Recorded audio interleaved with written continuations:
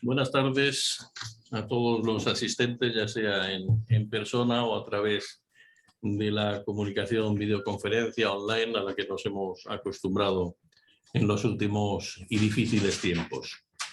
Ruego a aquellos que estáis conectados online que comprobéis que tenéis apagado el sonido, porque a veces, ahora mismo no hay ningún problema de fondo, pero a veces se producen acoplamientos que son bastante molestos.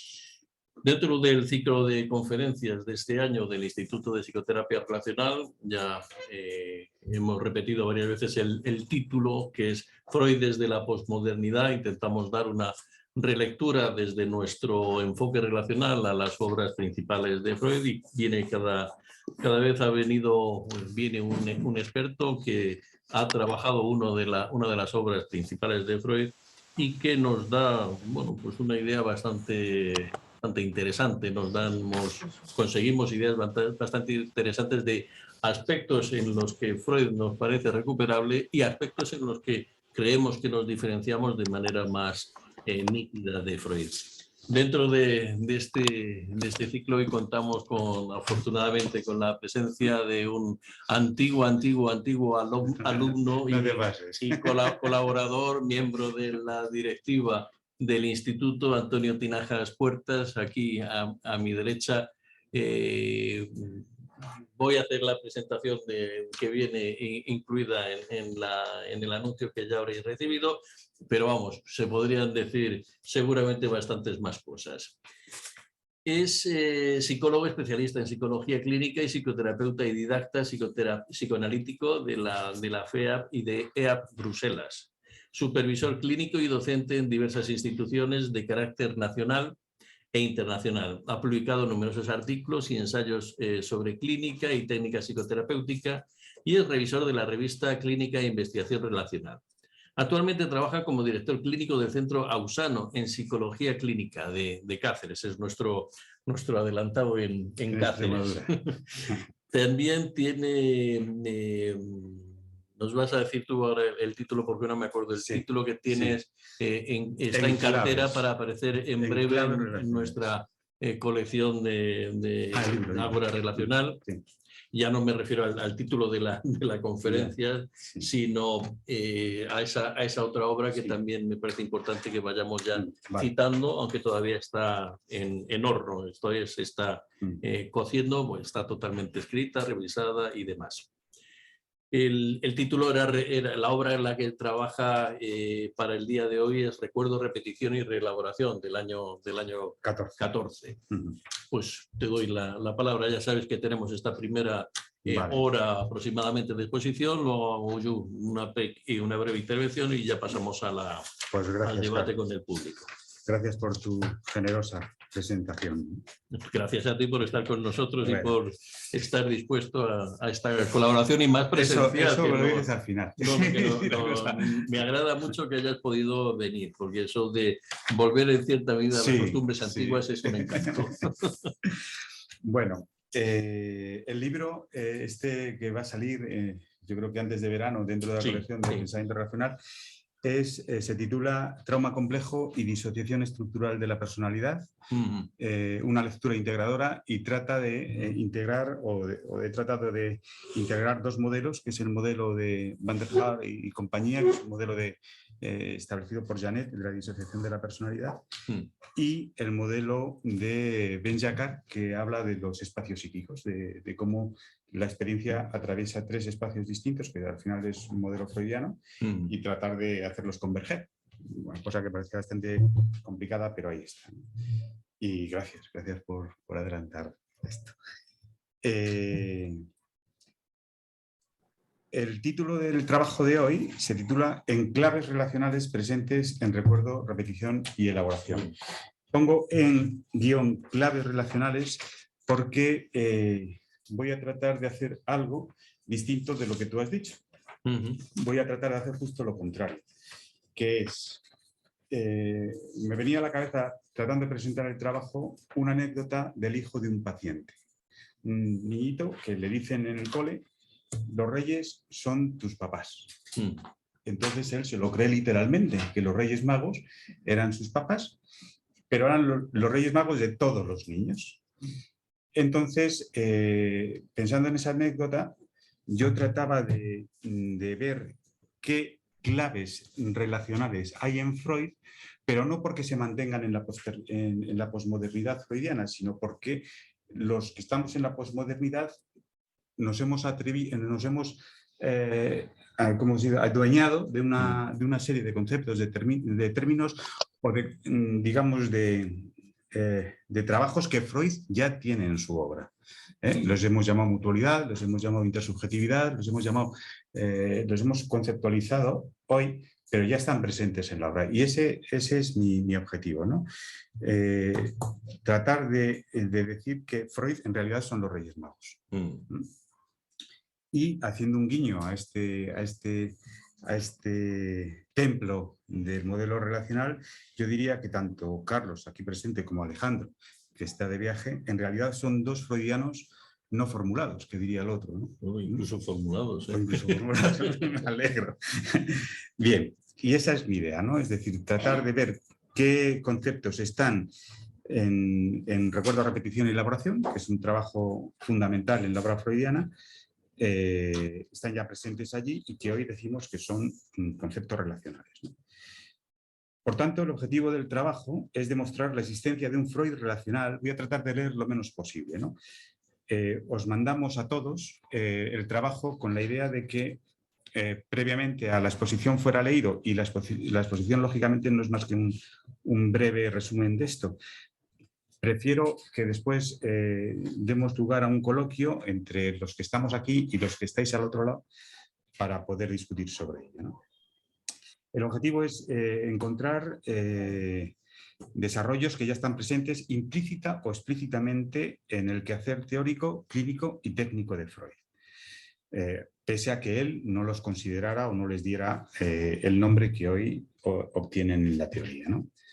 El método que he llevado adelante en este trabajo es el método histórico-crítico, que recurriendo a la técnica del análisis de contenido de los textos, es un método que dentro de las técnicas de archivo que se manejan, pues permite la inferencia sistemática, objetiva y cuantitativa, sistemática, objetiva y cuantitativa de los mensajes que están explícitos, dichos explícitamente o implícitos en el texto de referencia. Entonces, en el fondo tratamos de comprender las paradojas freudianas entretejidas en su posición imposible, haciendo un guiño a la expresión de Freud, porque Freud tenía una posición imposible en sí mismo que era referencial por un lado, política y personal en el ambiente cultural de comienzos del siglo XX, ¿no? Mitchell, por todos conocido, ¿no?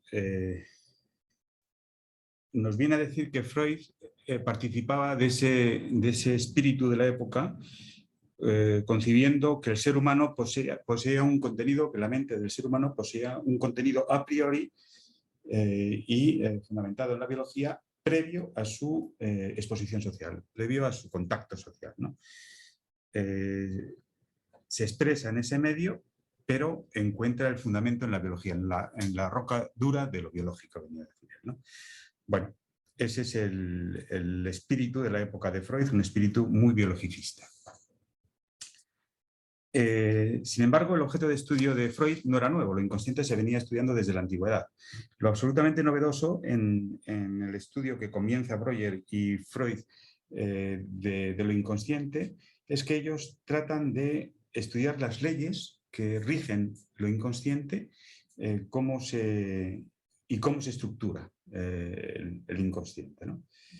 Cómo funciona y cómo se estructura. Por tanto, a raíz de esto, Freud desarrolla el psicoanálisis que, en resumidas cuentas, son tres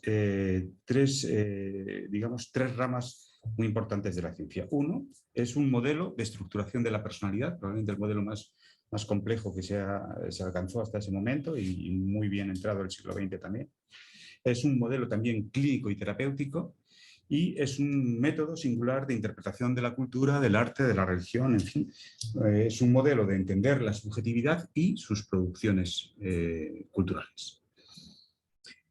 Este es un trabajo que Freud realizó en solitario. Durante 10 años, él dice que estuvo absolutamente solo en este trabajo porque Breuer se baja del carro en un momento dado y empieza a trabajarlo él solo. Sin embargo, a lo largo de su trabajo, hay una serie de personas personas y personajes muy interesantes, muy inteligentes y muy competentes que se adhieren al movimiento psicoanalítico. Y muy pronto también estas personas empiezan a lo que se conocen como las disensiones, empiezan a distanciarse de los modelos de los trabajos de Freud. Las tres principales son Adler, Steckel y Jung, ¿no? En el 11, en el 12 y en el 14. Esto, a la hora de por qué Freud, es decir, qué motivaciones llevan a Freud a escribir recuerdo, repetición y elaboración, es muy importante porque es un escrito fundamentalmente técnico dentro de la serie de escritos técnicos que él hizo, porque resulta que en el Congreso de Salzburgo, en 1908, me parece que fue en el 8 este congreso, sí, en el Salzburgo en 1908, efectivamente, en el primer congreso psicoanalítico, Freud tiene un éxito enorme, ¿no? Se agrupa un montón de gente a su alrededor. Tiene una resonancia. Y entonces ahí nace la idea en Freud de escribir un tratado sobre técnica psicoanalítica. Tratado que empieza a escribir, pero que de alguna manera renuncia a él, dice, creyendo a Jones, ¿no?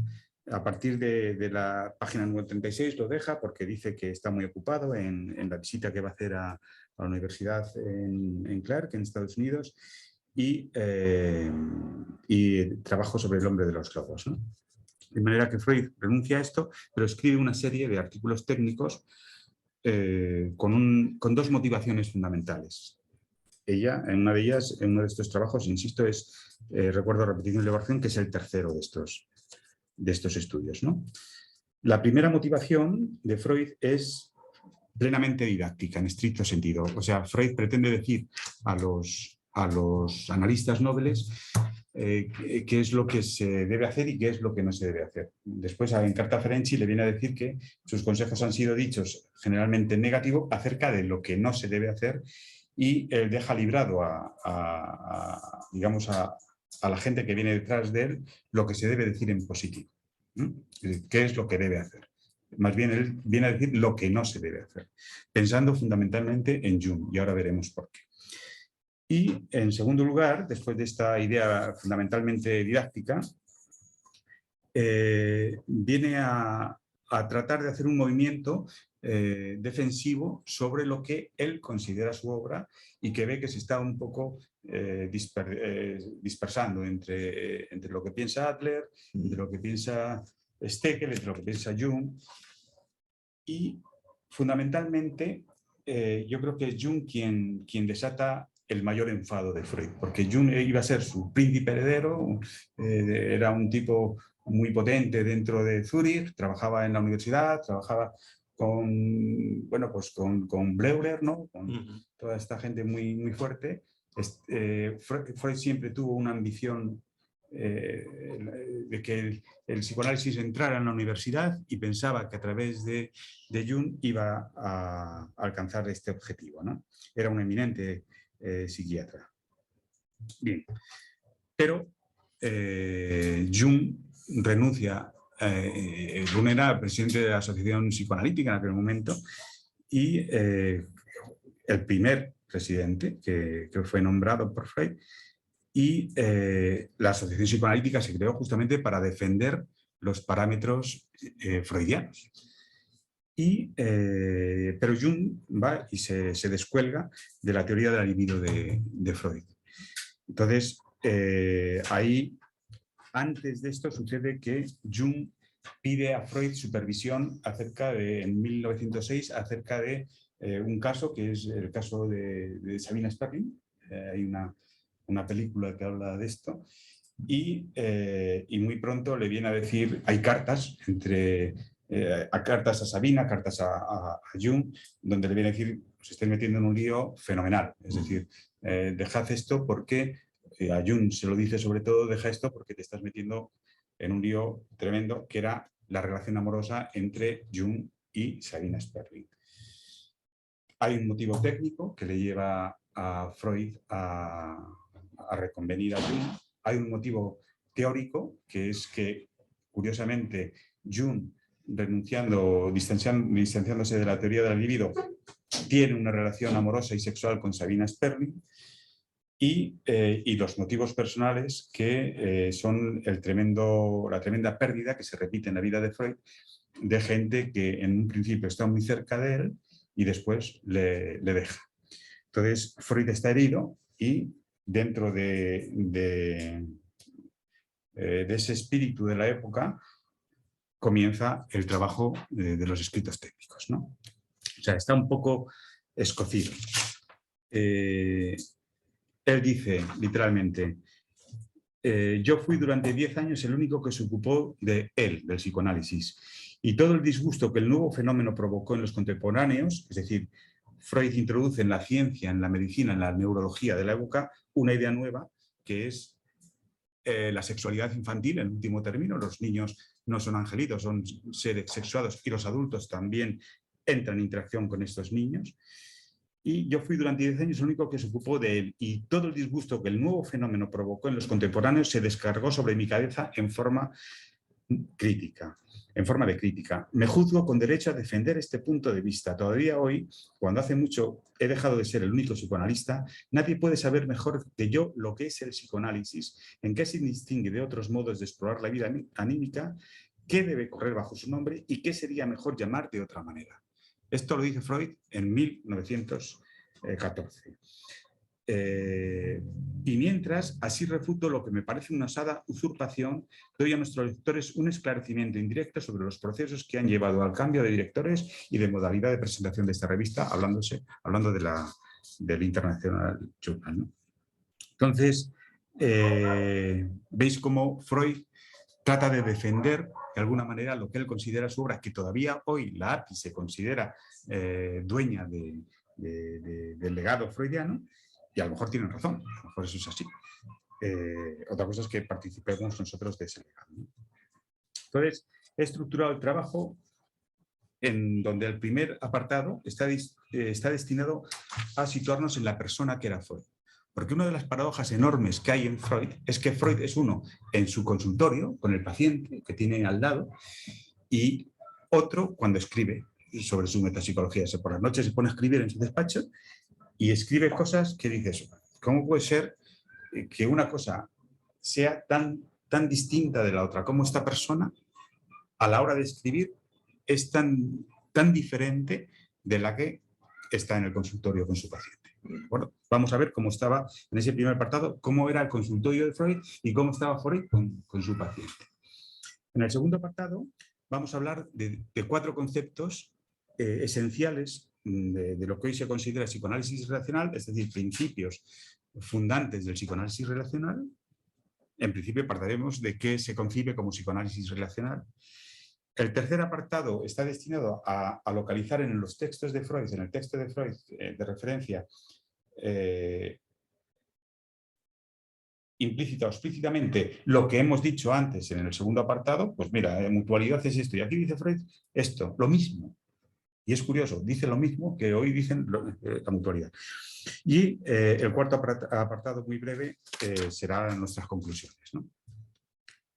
Entonces, imaginaros a Freud en el 1914 en una calle medio bien de Viena, no es la mejor ni es la peor, pero es una calle guay de Viena, y en un momento histórico donde estalla la Primera Guerra Mundial. Es decir, Serbia y Austria entran en conflicto, la guerra estalla el 28 de julio y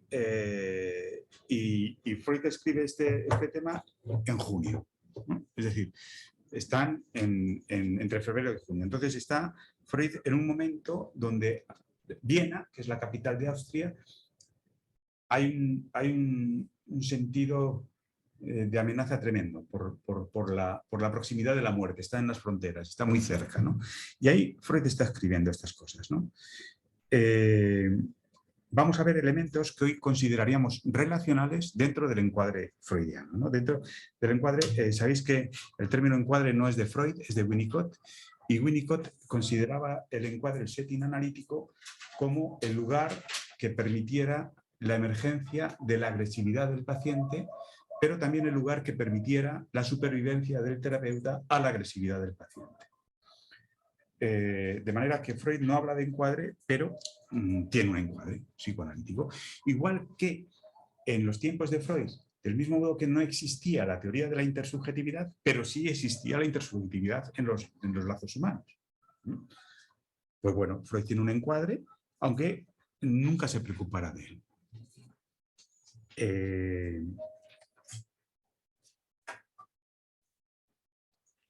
Vale.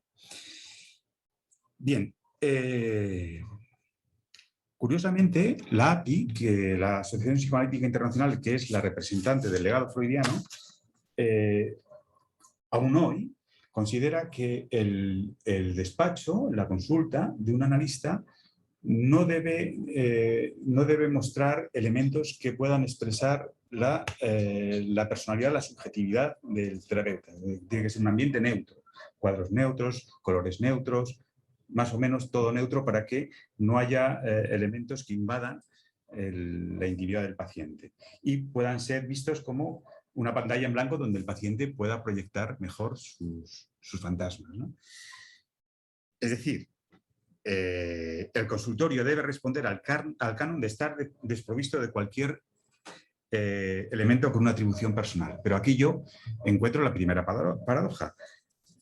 Esto lleva a la paradoja de que elementos presentes en la consulta son elegidos por el analista personal e intencionalmente para que no transmitan nada ni suyo ni personal, ni intencional. Es decir, tú eliges un cuadro blanco, ¿sabes? Para que no transmita nada, ya estás transmitiendo. Con un borde blanco. Bien. En nuestro acercamiento al consultorio de Freud, a la consulta de Freud, lo primero que tendríamos que tener es mucho cuidado. Porque si nos equivocamos, en lugar de llamar al timbre de la consulta, vamos a llamar al timbre de su casa. Porque estaba la casa y la consulta, estaban al lado. Durante mucho tiempo, la consulta de Freud estuvo debajo. Pero cuando se marchó la hermana de Freud, dijeron, bueno, pues estupendo, juntamos la casa y tenemos 17 habitaciones para nosotros.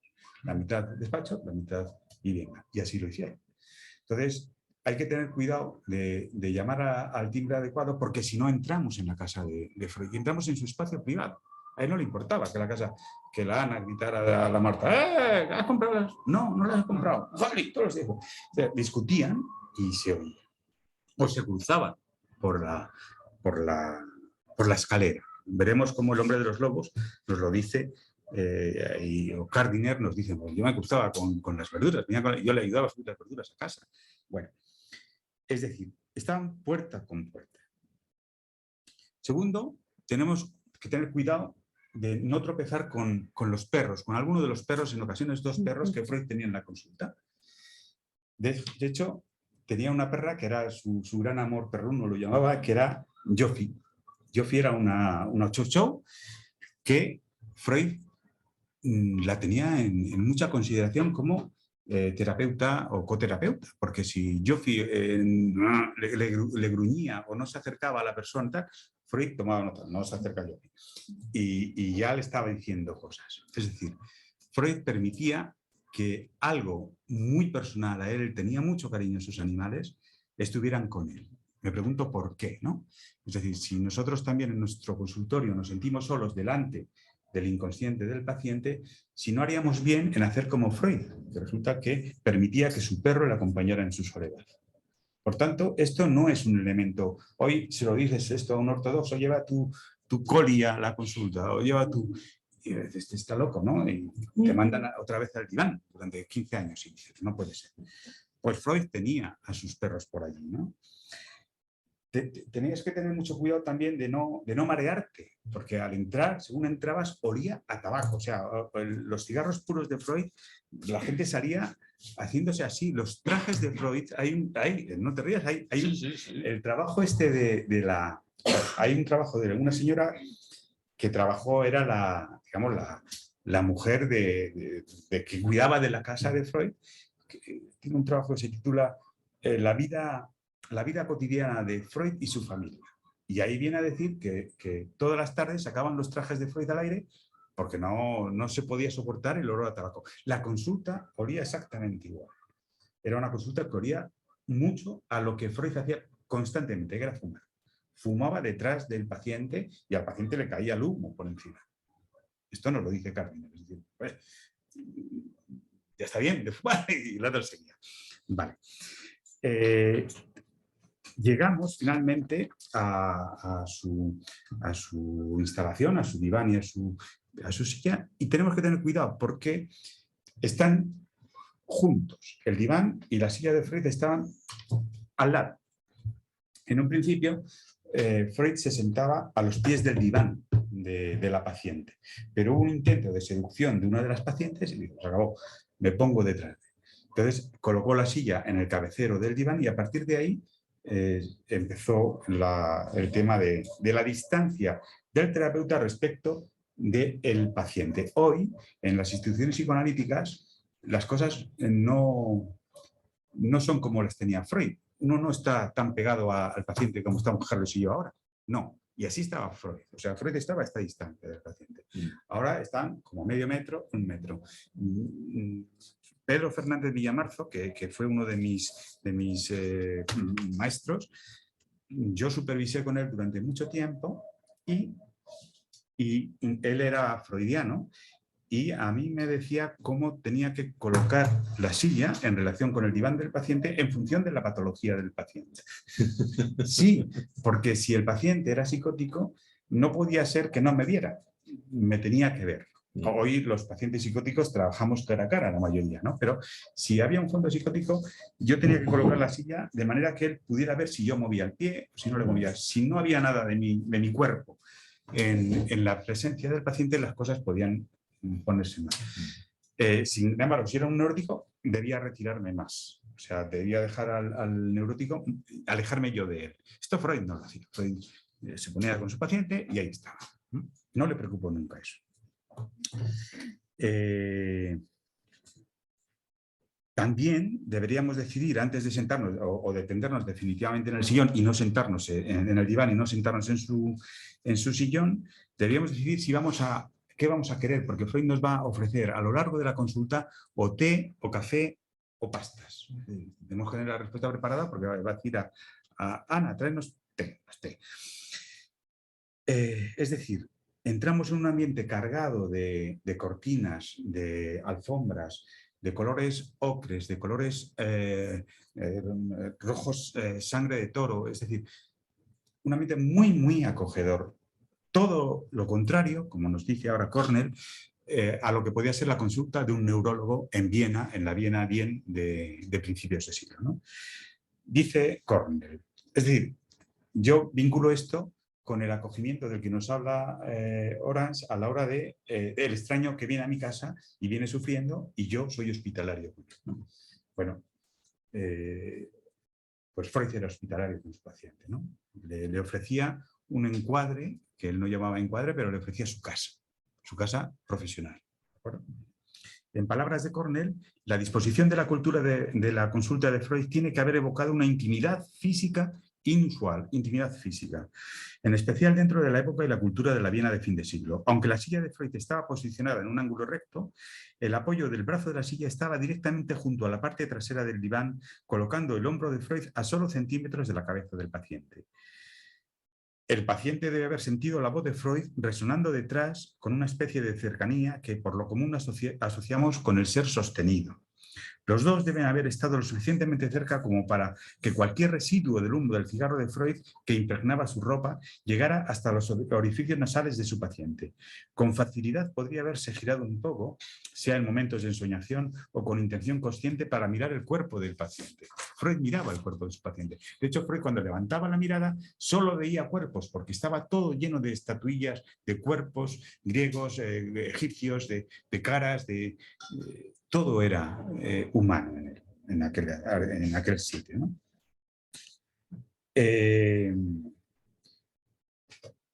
Otra de las cosas interesantes en este tema es que todos los objetos que estaban presentes en el despacho de Freud tenían una historia significante para él. O sea, no iba por la calle, compraba un jarroncito y lo ponía.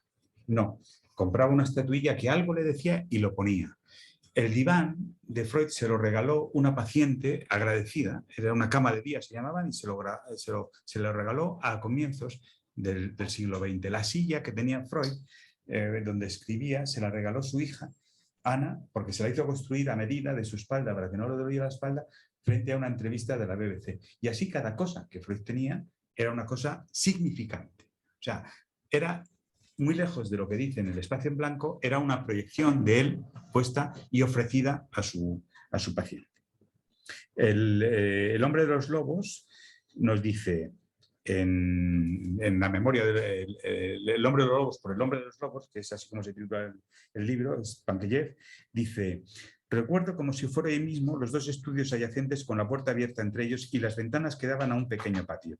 Siempre había allí algo de paz y de quietud sagradas. Las habitaciones mismas deben haber sido una sorpresa para cualquier paciente, porque de ningún modo hacían pensar en el consultorio de un médico, sino más bien en el estudio de un arqueólogo. Había toda clase de estatuillas, todo esto. Es decir, viene a decir Pantellev que entrabas en un lugar que no era una consulta médica. Bien. Entonces, Freud, que aconsejó la neutralidad en sus escritos, aunque el término neutralidad no aparece en su obra, sino que es Strachey quien, y tú sabes alemán, quien traduce indiferencia, que es el término que utiliza Freud, por neutralidad en la traducción inglesa. No sé la palabra que utiliza Indifference. Ya, pero... Indifference, que Indifference. es... Sí. Pues sí, indiferencia. Que es más indiferencia que neutralidad, que es lo que viene a decir... Sí, pero quizá la traducción habría sido un poco equívoca, porque decir indiferencia es como no me importa nada, no, y seguramente la traducción yo creo que era correcta. Vale, tomo nota de eso. Bueno, cada objeto hablaba de la persona de Freud y nada estaba colocado ahí al azar, ¿no? Cuando Beckler nos habla del encuadre, viene a decir que el encuadre es parte de la personalidad del analista. Este es un presupuesto estrictamente relacional y el analista Freud parece ofrecerse sin temor desde donde es como persona y no desde donde debe ser, que es donde nos dice, en la metapsicología, en sus escritos, nos dice cómo debe ser el analista, sin embargo él es de otra manera, ¿no? Recuerdo una anécdota en ese sentido de Villamarzo, que me decía: tú aprende toda la técnica, toda la teoría, apréndetela de memoria. Pero luego cuando entres en tu consulta la dejas fuera. Es decir, esto me lo decía a mí también un exégeta freudiano, ¿no? Como diciendo, desármate delante del paciente y ofrécete. Desde luego, habiendo aprendido la técnica y habiendo aprendido la teoría, pero ofrécete sin más, ¿no? Y yo esto lo encuentro también en lo que nos viene a decir acerca del encuadre de Beckler. ¿Es posible no sentir que el otro está ahí? Cuando estamos tendidos en el diván de Freud, nos imaginamos ese ambiente, nos imaginamos tendidos y llorando en el diván de Freud. ¿Es posible no sentir que el otro está ahí, desde su singularidad, desde su subjetividad? ¿Es posible que el otro pueda esconderse detrás de su bien aprendida neutralidad y abstinencia? En todo caso, ¿Freud se quiere esconder? Bueno,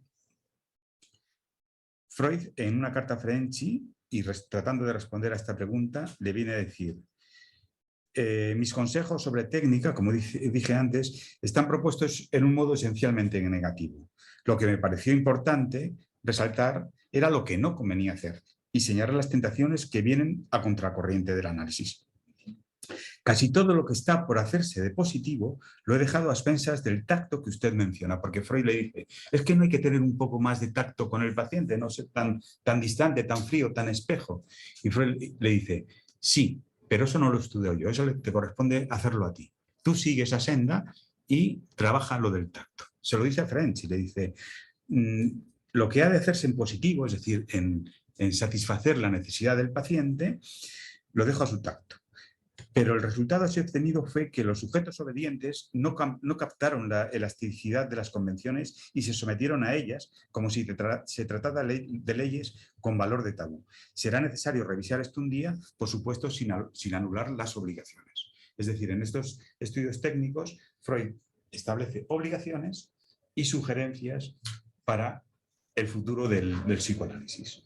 Él viene a decir en un momento dado, yo he descubierto, no recuerdo exactamente la expresión, pero es como si yo he descubierto un templo, pero otros descubrirán continentes. Una anécdota de cómo la abstinencia para él no era un problema. Luego definiremos neutralidad y abstinencia, que a veces se confunden, ¿no? Dice, esto lo viene a decir el hombre de los lobos también. Freud me contó que acababa de recibir la noticia de que su hijo menor se había roto una pierna mientras esquiaba, pero que afortunadamente la lesión era leve y no había peligro de daño permanente. Freud siguió diciendo que de sus 3 hijos, el menor era el que más se asemejaba a él por carácter y por temperamento, etc. Freud habla de su familia con su paciente, ¿no? Y Gardiner dice, en nuestras horas de trabajo juntos hubo muchos intercambios personales. Yo le quería mucho. Era una persona a quien se podía querer, muy agradable y con un fino sentido del humor. También con Gardiner hablaba de aspectos personales, ¿no? Bien, este es el contexto donde situamos a Freud en las últimas horas de la tarde escribiendo su recuerdo, repetición y elaboración. ¿De acuerdo? Tenedlo en la cabeza. Ese es el telón de fondo sobre el que se escribe, el folio en blanco sobre el que se escribe el texto, ¿no? Bien, como os decía, ahora vamos a trabajar 3 o 4 conceptos claves del psicoanálisis relacional, para luego vincularlos con los... Estamos en el apartado 2. Ciertamente no existe una escuela de psicoanálisis relacional. El término psicoanálisis relacional sabemos que surge de una reunión entre analistas americanos, norteamericanos, que encabezados por Stephen Mitchell, en el año 86, deciden agruparse entre analistas críticos con el modelo de psicoanálisis oficial y recoger, sin embargo, una tradición que ancla sus raíces en Europa y que no responde a la teoría pulsional freudiana. Aquello de que el ser humano tiene una mente que se va a expresar a lo largo, fundamentada en la biología y que se va a expresar en el medio social, estos no están de acuerdo con ello, dicen que no. Y entonces hablan más de una tendencia, de una dirección en el psicoanálisis americano reciente y no una escuela o un sistema de creencias formalmente organizado. Esto en el año 83. Hoy ya va cogiendo más forma, ¿no? Tenemos aquí al autor de un libro sobre técnica en psicoanálisis relacional. Antitécnica. Antitécnica, efectivamente. Y otro de psicopatología relacional, que ahí ya no puedes decir antipsicopatología. No. Pero que ya va dando forma a un modelo que va cogiendo un cuerpo teórico y técnico propio, ¿no? Pero en fin, en aquel momento, Aron recoge esta posición crítica de la corriente relacional en contraste a la práctica clásica del psicoanálisis americano. Y ancla sus raíces, decimos, en la teoría interpersonal e intersubjetiva que tenía distintos padres, pero que venían de Europa, ¿no? Entre los padres que tenía estaba Freud, Klein, Ferenczi, Verbein, Winnicott, Sullivan y Kohut. Todos ellos europeos, ¿no? Kohut es austríaco, solo ve una vez a Freud desde la estación y cuando Freud se va a Londres, dice adiós, y se queda allí. Y luego ya se va también para América. Dice Bromberg que son todas figuras parentales importantes del psicoanálisis relacional, pero ninguno tiene la autoridad parental. Yo creo que Freud tiene un poquito más de autoridad parental que el resto, pero ahí lo deja. Esto es muy importante porque uno de los, digamos, de los déficits que encuentro yo hoy en el psicoanálisis relacional es que hay una lectura muy somera. Afortunadamente en Ágora Relacional se están haciendo trabajos monográficos sobre autores esenciales en el psicoanálisis clásico que fundamenta el psicoanálisis relacional. No podemos hablar de teoría de la pulsión si no sabemos qué significa la pulsión, o teoría de la fantasía sin saber qué es la fantasía en psicoanálisis, quién trabaja la fantasía, cómo se concepta, porque entonces estamos mezclando conceptos y no hablamos de lo mismo, no hablamos de la misma lengua, como decía Pablo Gallo. Pablo Gallo decía, es que no hablamos la misma lengua, ¿no? Bien. Psicoanálisis relacional fue un término consensuado previamente a esa reunión por Greenberg y Stephen Mitchell, pero bueno, llegaron a esa idea. Bien,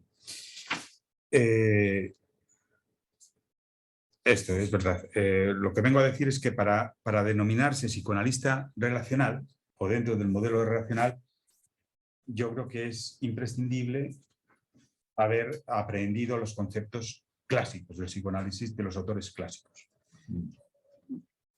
Os animo a todos a apuntaros a los cursos monográficos sobre autores, Ferenczi, Kohut, todos los cursos que aquí ofrecéis, ¿no?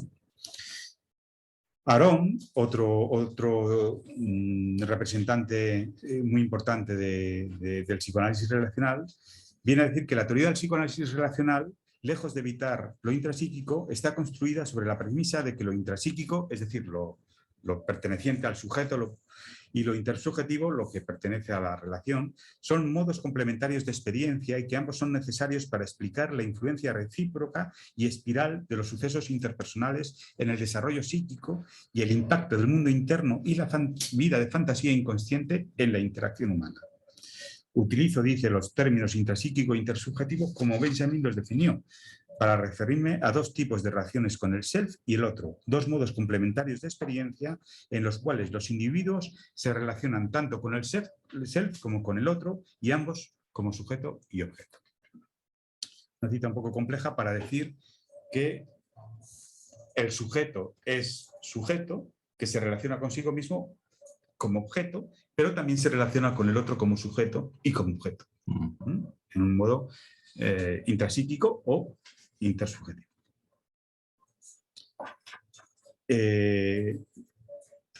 Gent, otro representante, viene a decirnos que lo intrapsíquico es la configuración interna de lo intersubjetivo introyectado en el interior del sujeto. Ahora estamos hechos de relaciones, viene a decir al final, ¿no? Configuraciones relacionales opuestas más que entre pulsión y defensa. Es decir, el conflicto en el sujeto no es tanto entre la pulsión y la defensa frente a la emergencia de esa pulsión, que es el modelo freudiano, sino entre distintas configuraciones relacionales que están en mi interior y que chocan entre ellas. Bueno, conceptos claves en psicoanálisis relacional. Voy a definir cuatro. Responsividad óptima, mutualidad, autorreflexividad y el tercero analítico. Son, me parece a mí, que 3 o 4 conceptos muy importantes y que vamos a encontrar en la obra freudiana. ¿Qué es la responsabilidad óptima? Concepto apuntado por Kohut y por Bacall. En definición de Joan Coderch, otro representante muy importante hoy del psicoanálisis relacional que viene del mundo kleiniano, absolutamente, ¿no? Nos dice, el terapeuta que funciona en el registro de responsividad óptima tiene en cuenta tanto los marcadores o señales que el paciente da de lo que espera de las respuestas del terapeuta, o sea, yo te digo lo que espero de ti a través de señales conscientes o inconscientes, así como de las respuestas del paciente a las respuestas que ha dado el analista, las respuestas percibidas, ¿no? Unas las percibe, otras no. Estas señales, presentes desde los primeros contactos, dan información muy valiosa sobre las necesidades de objeto sí mismo que no han sido satisfechas por los cuidadores anteriores del paciente. Es decir, el terapeuta percibe a través de las señales que le ha pedido el paciente, dame estas señales, y de las que percibe, de las que le ha dado el terapeuta, percibe aquellas faltas que el paciente trae a sesión y que dependen de las faltas de los cuidadores previos. Bien, este es el concepto de responsabilidad óptima que veremos cómo está explicitado por autores freudianos como Sachsenach o Blegler cuando hablan de la presencia benevolente del analista. ¿Ah?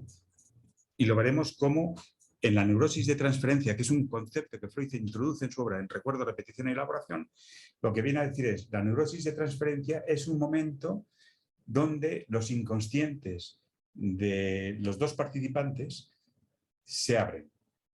Esto lo dice Wallace también, ¿no? Es decir, yo abro mi inconsciente a tu inconsciente y de ahí emerge algo que es la creatividad para que a través de tus asociaciones yo pueda darte una especie de por qué has seguido ese hilo y entre los dos podemos hacer dar sentido a esa historia inconsciente que tú grabas en mi inconsciente.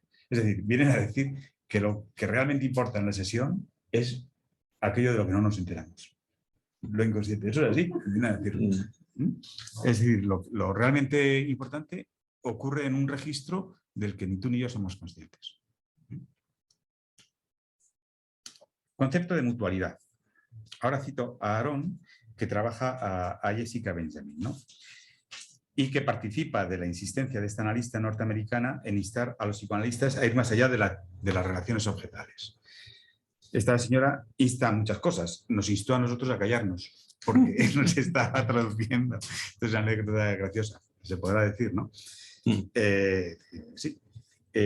Sandra, que maneja el inglés perfectamente, a los que no manejamos también el inglés, nos estaba traduciendo en un corrillo. Habíamos ido a un taller de trabajo en Barcelona, con Jessica Benjamin, y estamos ahí los cuatro que no sabíamos inglés y Sandra nos lo estaba traduciendo despacito.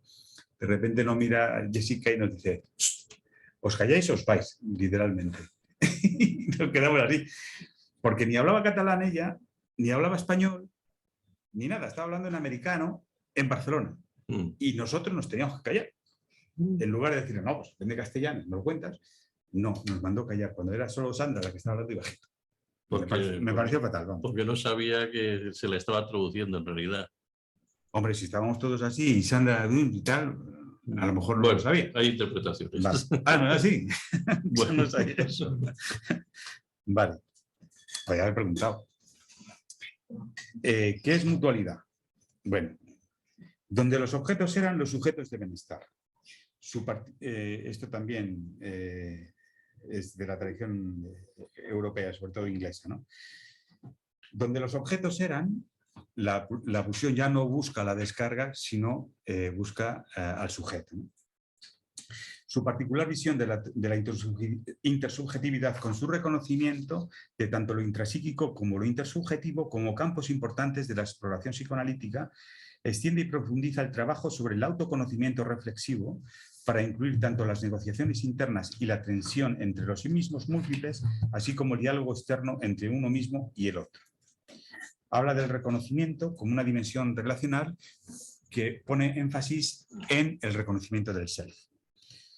Y del otro como sujetos separados e independientes, sin embargo, con una dimensión donde somos iguales. No sé si habéis estudiado la teoría de los conjuntos de Euler-Venn, en EGB la estudiamos, que eran conjuntos y la intersección de dos conjuntos es el terreno que participa. Esto es lo que en el fondo es la mutualidad, aquello de lo que participan dos campos intersubjetivos, un campo intersubjetivo en el que dos sujetos entran en relación, ¿no? Por tanto, la intersubjetividad es más amplia que la mutualidad. La mutualidad está contenida en la intersubjetividad, que es cuando dos campos, dos sujetos, cada uno con su mundo, entran en relación, crean un campo psicológico, que es lo intersubjetivo. Y dentro de ese campo psicológico hay algo de lo que participan los dos y otras cosas de las que cada uno está a su bola, no participa de ello, ¿no? Es ahí, en esa mutualidad, donde yo entiendo que se ha de dar lo que se denomina la abstinencia en psicoanálisis, que es que nada de la necesidad del terapeuta se satisfaga en el paciente. En el sentido de, o al menos nada de la necesidad que trajo al paciente a consulta. ¿De acuerdo? Puede haber algo de mi necesidad que yo trate de satisfacer en el paciente, pero que no tenga que ver con la necesidad que le llevó al paciente a pedirme ayuda. Y eso probablemente no sería una ruptura de la abstinencia, porque hasta cierto punto nuestros pacientes nos sostienen. Pero no nos han de sostener donde ellos están carentes. Nosotros hemos de sostenerlos. ¿Podrías repetirlo, perdona? Lo de la... La abstinencia es no satisfacer la necesidad ¿de quién? Del terapeuta en el paciente. Es decir, nada de lo que yo tengo como falta debe ser satisfecho en ti. Ya. O sea, no te puedo utilizar para satisfacer mi necesidad. Sí. Y la abstinencia en sentido inverso del paciente, en el paciente. ¿Cómo? ¿La abstinencia? Sí, yo no satisfago mi necesidad en el paciente. Sí. Pero la idea también implícita es tampoco satisfago su necesidad. Claro, esa es la cuestión que luego va a trabajar Ferenczi. Es decir, hasta qué punto, y en la neurosis de transferencia Freud lo viene a decir, hay que satisfacer la necesidad del paciente hasta cierto punto. Es decir, ese punto donde está la responsabilidad óptima es justo el punto donde yo he de satisfacer lo que tú necesitas de mí, pero que no vaya un pelín más allá, donde sea mi necesidad la que se satisfaga en ti. Es decir, yo he de responder, y en responsabilidad óptima lo hemos visto, es responder a las señales que tú me das para poder responder yo a tu necesidad justamente en la medida en la que tú necesitas, ni más ni menos. Winnicott decía que el niño reacciona. Cuando el niño reacciona a algo de los papás, es que los papás ya no lo han hecho suficientemente bien. Cuando el niño tiene asma, cuando el niño llora, cuando el niño... Es que hay algo que el papá no ha hecho suficientemente bien y obliga al niño a reaccionar. Ahí el padre no habría sido óptimamente responsivo a la necesidad del niño. Porque si no, el niño no reacciona. Sencillamente, no interrumpimos su desarrollo.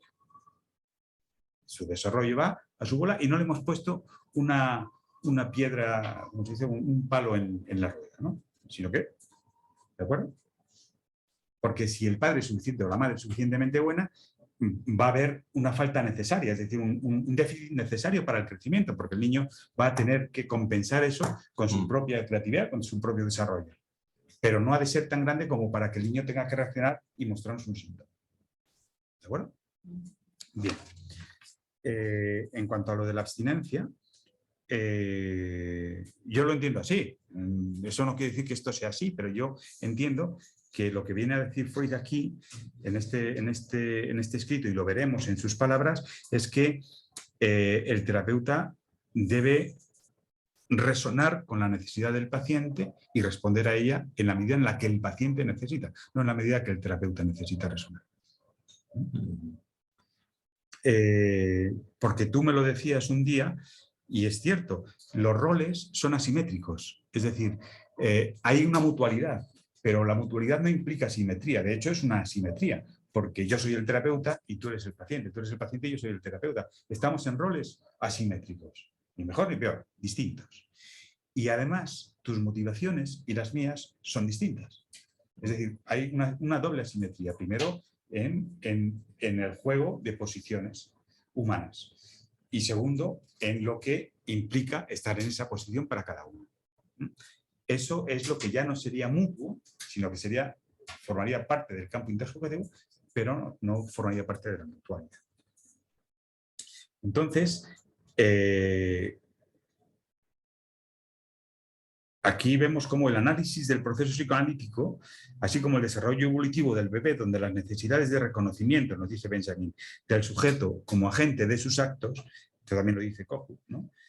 En la teoría del narcisismo, ¿no? Donde el niño ha de ser reconocido como agente propio de sus actos, pero identificación también con el padre o con el terapeuta, son prioritarias para el desarrollo de la mente. Esto complejiza el psicoanálisis. No es solo, digamos, la regresión terapéutica a puntos de detección del desarrollo evolutivo o libidinal y a partir de ahí el desarrollo posterior en la terapia, sino que entramos los dos a formar parte del juego y es un baile, como el tango, donde el terapeuta y el paciente se han de mover sin pisarse.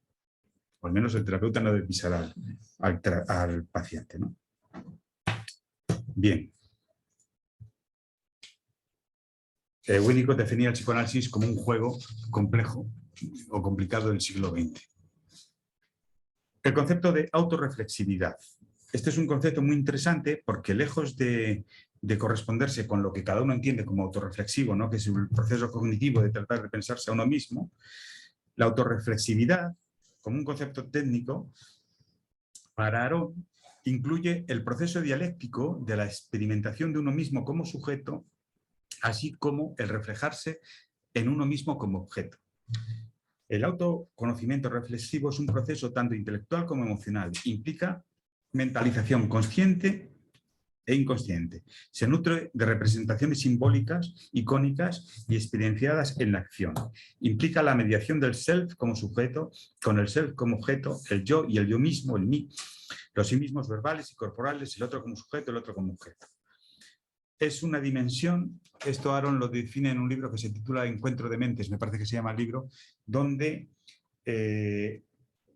hay una conjunción entre lo afectivo y lo cognitivo, acerca de quién soy yo, de quién eres tú, de quién soy yo para ti, de quién eres tú para mí, de quién creo ser yo para ti y de quién crees tú que yo soy para ti. Pero a la vez, digamos, el papel que envuelve ese conocimiento es la emoción, el afecto, el cariño. El concepto de tercero analítico es un concepto, yo creo que también muy evocador, trabajado en último término ahora por Benjamin, pero ya fue trabajado primero por Freud, después por Lacan, por Ogen y por Julia Kristeva, ¿no? Pero Benjamin elabora la posición del tercero, hay un número de intersubjetivo donde habla del tercero moral o la posición del tercero, me parece que se titula el trabajo, es interesantísimo. Alejandro también lo trabaja, Alejandro Ávila trabaja ese trabajo, ese concepto muy bien. El tercero analítico, aquí es un concepto donde lo relevante va a ser la relación del analista consigo mismo.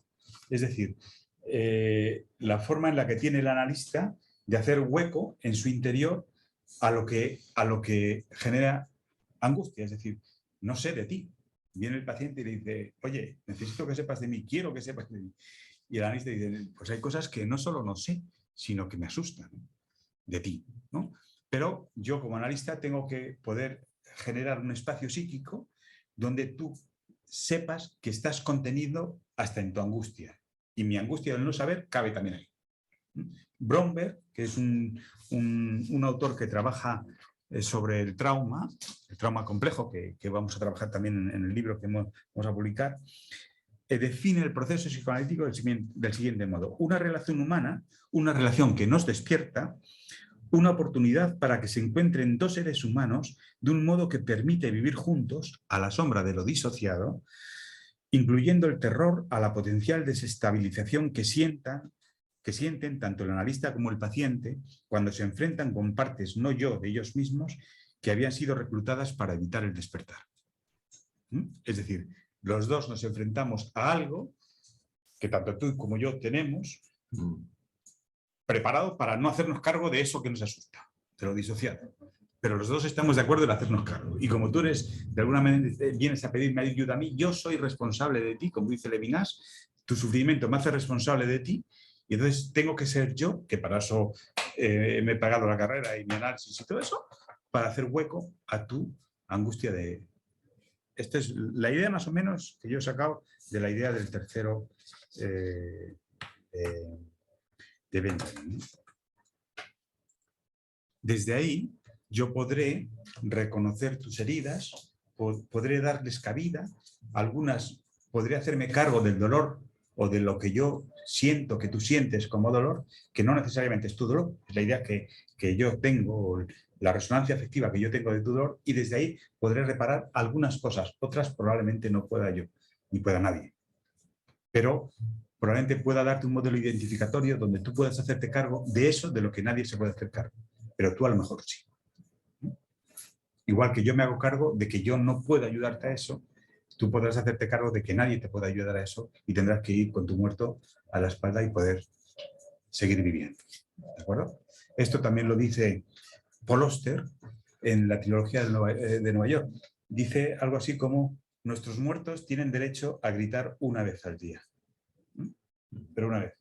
El resto del día estamos trabajando, estamos comiendo, estamos haciendo cosas, pero los muertos tienen derecho. Entonces tú puedes hacerte cargo de tu muerto, porque va a gritar, te va a llamar, te va a reclamar, pero nada más. ¿Vale? Es decir, esto quita la fantasía alimentada muchas veces de la modificación estructural de la personalidad del paciente, como que aquello se ha quedado plenamente, digamos, curado de sus traumas, de sus neurosis infantiles o de su psicosis infantil, y no existe la curación en ese sentido desde mi punto de vista. Existe la posibilidad de vivir mejor o de hacerse cargo uno de sus muertos, y a veces hasta cierto punto. Pero antes también el psicoanálisis clásico mantenía esa fantasía, o sea, esto es una modificación estructural, vamos a cambiar no solo el yo, el ello y el superyo, sino las relaciones entre ellos, es sales de aquí nuevo. Bueno, no sales nuevo.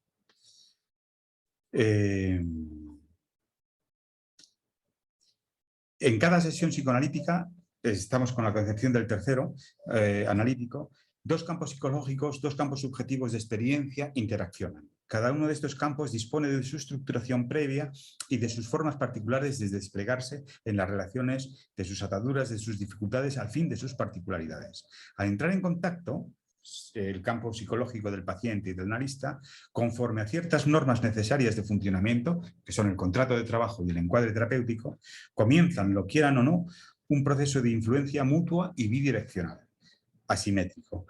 El resultado de este proceso será que poco a poco ambos campos psicológicos se irán modificando.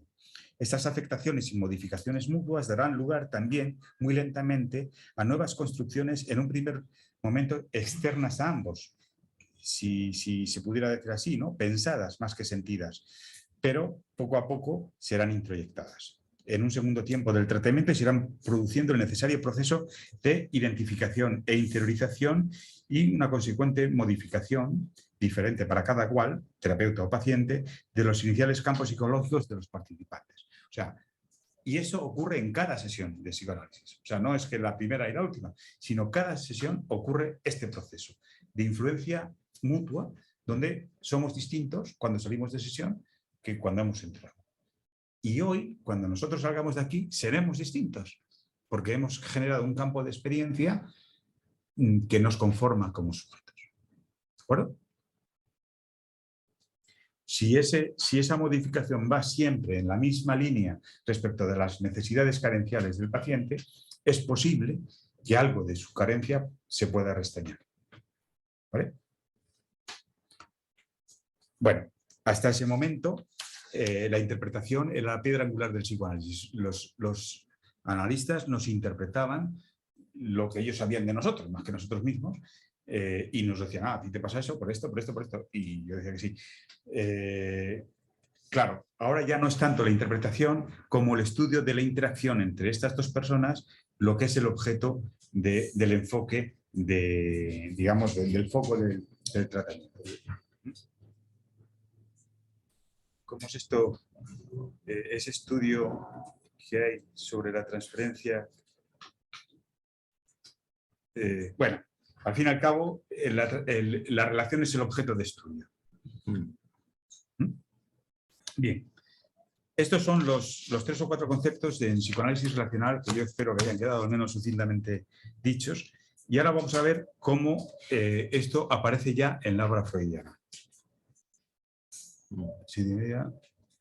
Vale. Bueno. Alejandro Ávila nos viene a decir que el psicoanálisis no deja de ser psicoanálisis por estudiar el inconsciente desde una óptica y un foco distinto al de la teoría del desarrollo de la pulsión.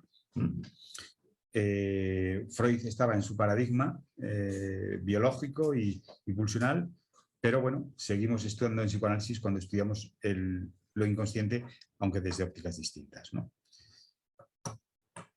El hombre de los lobos viene a decir, lo único que yo puedo decir es que en mi análisis con Freud yo no me sentía tanto en la situación de un paciente como en la de un colaborador.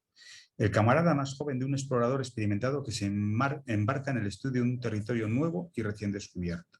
Esta sensación de trabajar juntos se intensifica por el hecho de que Freud reconociera mi comprensión del psicoanálisis. Es decir, un paciente de Freud, un importante paciente de Freud y de otros analistas después, porque no seguro, viene a decir que Freud le tomaba como un colaborador Es decir, vamos a estudiar juntos lo que pasa aquí, más que yo te voy a diseccionar a ti, porque yo soy el que sabe, yo soy el analista espejo, y te voy a estudiar, como si fueras una rata, a diseccionar. No. Trabajamos juntos y tratamos de dar sentido a lo que pasa. Es lo que viene a decir él, ¿no? El hombre de los lobos. Por tanto, buscamos un Freud aquí, en el texto, interpersonal, no enunciado o no pensado, o un intersubjetivista no formulado, o un constructivista no adjetivado. Y tratamos de desentrañar la paradoja inicial en la que Freud es representante de una psicología unipersonal, de la mente monádica, del desarrollo psicosexual determinado, la teoría de la pulsión, de Eros y Thanatos, y el Freud intersubjetivo, en el que en la vida anímica el otro cuenta con total regularidad. Esto nos lo dice Freud en Psicoanálisis de las masas y Análisis del yo.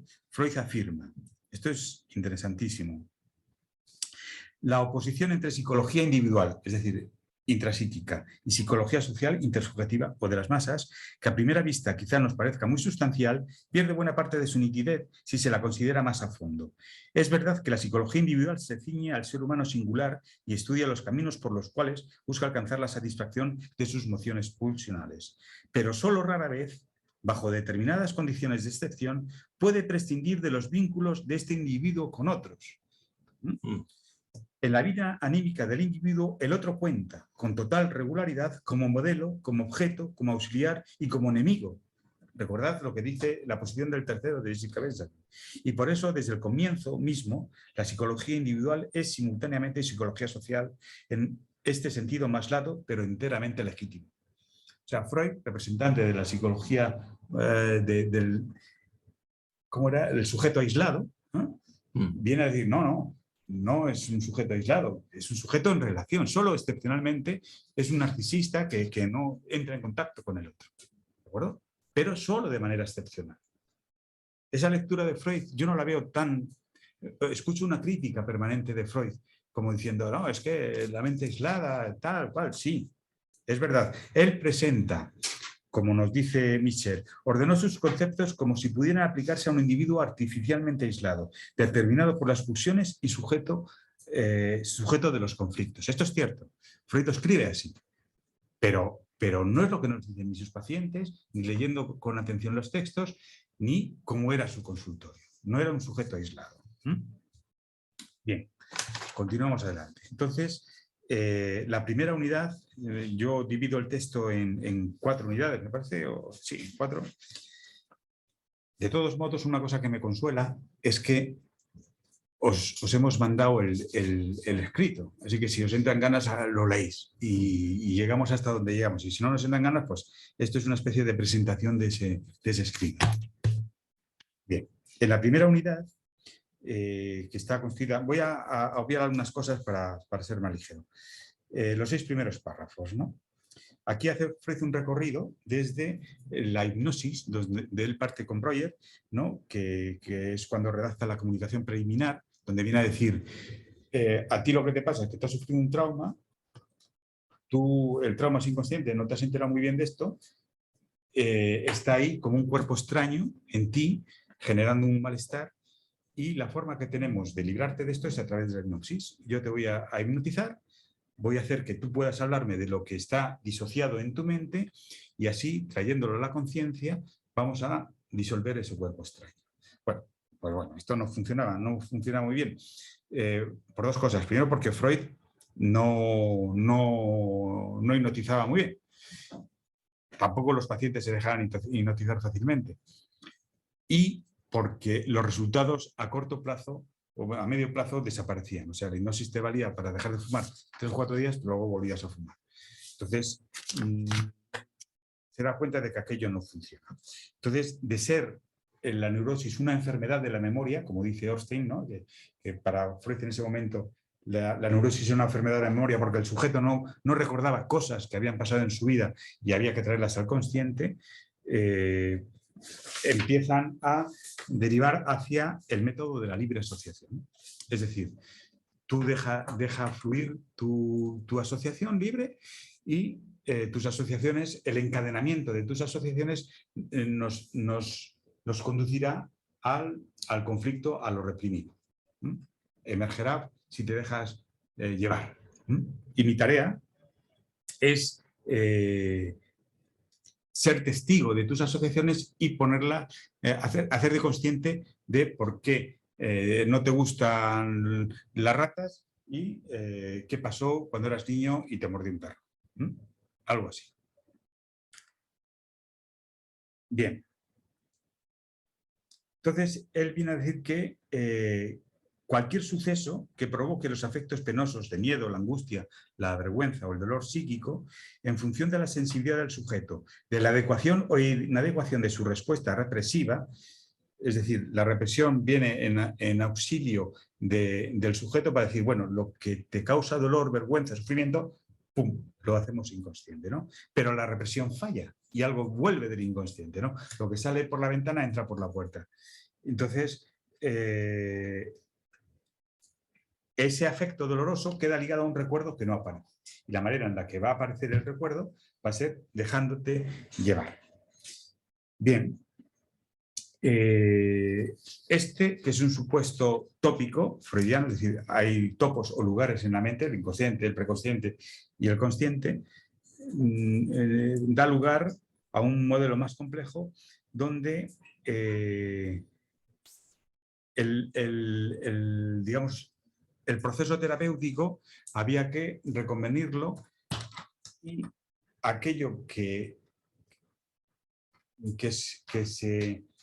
se opone a tu libre asociación, es decir, tú tienes que hacer un esfuerzo por asociar libremente y en tu esfuerzo vamos a hacer el desgaste, el mismo desgaste que ha supuesto la represión del afecto. Es decir, si entre los dos conseguimos que tú puedas asociar libremente realmente, la represión va a ser vencida y va a aparecer el recuerdo. Es un trabajo conjunto entre el analista y el terapeuta. Un trabajo conjunto de los dos, no solo del paciente. Es aquí donde el terapeuta se empieza a introducir en la relación analítica. Poco a poco, de ser algo inconsciente a ti. Fijaros, la hipnosis también era un proceso relacional, porque estaba la confianza del paciente puesta en el terapeuta era un factor determinante para que el paciente pudiera ser hipnotizado. Es decir, y eso implica una serie de ascripciones al terapeuta y del terapeuta hacia el paciente. Era un modelo estrictamente racional, no era diseccionado, era la influencia mutua entre la... ¿Cómo era? Esa influencia que el terapeuta podía tener, esa ascendencia, ¿no?, que podía tener sobre el paciente, lo que le hacía al sujeto entrar en hipnosis, ¿no? Bien, entonces el gasto de energía que el enfermo tenía que prestar en este caso para vencer las resistencias a la libre asociación, ese gasto de energía es tanto como el esfuerzo que el paciente hizo en aquel momento para reprimir el complejo patógeno, ¿no? Bien. En 1914 dice: se dispondrá el analista a iniciar con el paciente una continua lucha por mantener en el terreno de lo psíquico todos los impulsos que el paciente querría derivar hacia la motilidad. Bien.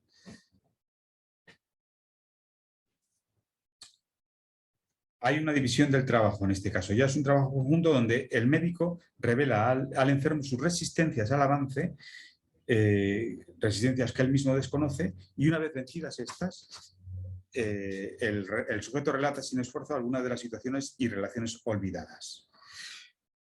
Tengo aquí un ejemplo bonito de esto, que lo voy a decir rápidamente para ir avanzando. Una paciente, antes de ayer, hace muy poquito, me dice, hablando así, tal, dice, es que yo en una ocasión fui con mi hermana que se fue a hacer un piercing en el ombligo. Yo tenía 12 años y cuando estaba en la puerta y miro a mi hermana tendida boca arriba en el sillón y el tipo haciéndole el piercing, me mareé y le oigo decir al tipo, oye, ¿estás mareada? A mi hermana. Y mi hermana dice, no, yo no. Dice, pues quítate porque tu hermana sí. Y a partir de ahí cogí un miedo tremendo a las agujas. No sé por qué. Yo le dije, no sabes por qué. Antes no, antes mis primos no se querían vacunar y mi tía me vacunaba a mí, que era médica. Dice, ves, tu prima se vacuna, ¿por qué no te vacunas tú? Y así vacunaba a sus hijos, ¿no? Entonces, con la vacuna del papiloma. se la puso con 12 años para que a sus primos no le diera miedo. Yendo más allá, en su libre asociación, y no hubo nada que te diera miedo antes, yo no recuerdo nada. El otro día vi unas fotos de mi madre y estaba yo en la UCI con un muñeco que me regalaron en la UCI. Sí, porque dice mi madre que esas fotos eran porque me salieron unas manchas en la espalda, unas manchas rojas, y me llevaron al médico, y el médico dijo, uy, esto es meningitis. Entonces, me cogió de los brazos y yo de esto no me acuerdo nada, pero mi madre me dice que me cogió de los brazos y se fue por el pasillo corriendo, que se muere, que se muere, que se muere, y empezaron a hacerme punciones lumbares. La punción lumbar es dolorosísima y en los niños es tremendo porque se tiene que estar absolutamente quieto y le cogen y ¡pah! Pero yo no recordaba nada de eso. Sin embargo, como en un momento posterior de su vida, algo resignifica un acontecimiento que ella no recordaba y probablemente tenga que venir el miedo a la muerte de la madre, el miedo a la muerte del médico, el miedo que la niña percibió en el ambiente y el dolor físico que ella sufrió y su propio temor a morir. Esto es lo que viene a decir la asociación libre. De momento estamos en que ella, ese recuerdo ya ha quedado vinculado al tema del miedo a las agujas. Y ella me decía, ¿y algún día se me quitará el miedo a las agujas? Y yo no lo sé. Yo no sé si se te quitará, pero sí podemos averiguar de dónde viene, ¿no? Que será otro de los conceptos, voy andando así un poco a ser tomate, que trabaja Freud en este texto, que es el de construcciones en psicoanálisis. La construcción en psicoanálisis es algo para lo que no hay una memoria histórica, no hay una memoria objetiva. Otra paciente, por ejemplo, sospecha que su tío abusó sexualmente de ella. Pero solo es una sospecha, porque cada vez que pasa a su tío se le ponen los pelos de punta y hace así. No le gusta nada. Ella tiene un somero recuerdo de que un día le tocó el culo, pero solo le tocó el culo. Y ahí está. Entonces, estamos tratando de ver por qué se siente mal, por qué tiene unos sueños tan terribles como los que tiene. Algo está pasando con la figura de una persona que es terrible para ella. Entonces, el analista, ni mi paciente sabe exactamente qué es lo que ha pasado, pero Freud viene a decir, el convencimiento final que tiene el paciente y el analista sobre algo que ha podido pasar es tan importante como la realidad del recuerdo. Lo cual es un poco, como poco aventurado decirlo, pero pienso que no hay otras formas de reconstruir a veces unas partes de la historia de la experiencia de un sujeto que solo a través de los derivados podemos reconstruir. Esto Freud lo dice en Recuerdo, repetición y error. Bueno,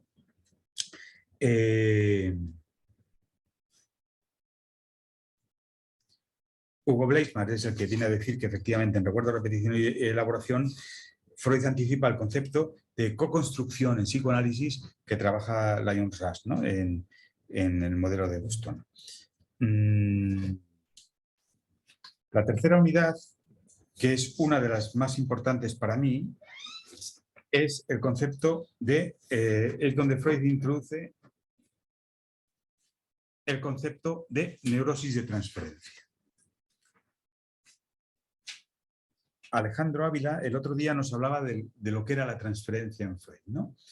No solo es, en primer momento, se trabajaba con una resistencia, pero la resistencia a la transferencia, hay dos tipos de resistencia clásicamente en la transferencia, ¿no? Resistencia a la transferencia y resistencia por la transferencia.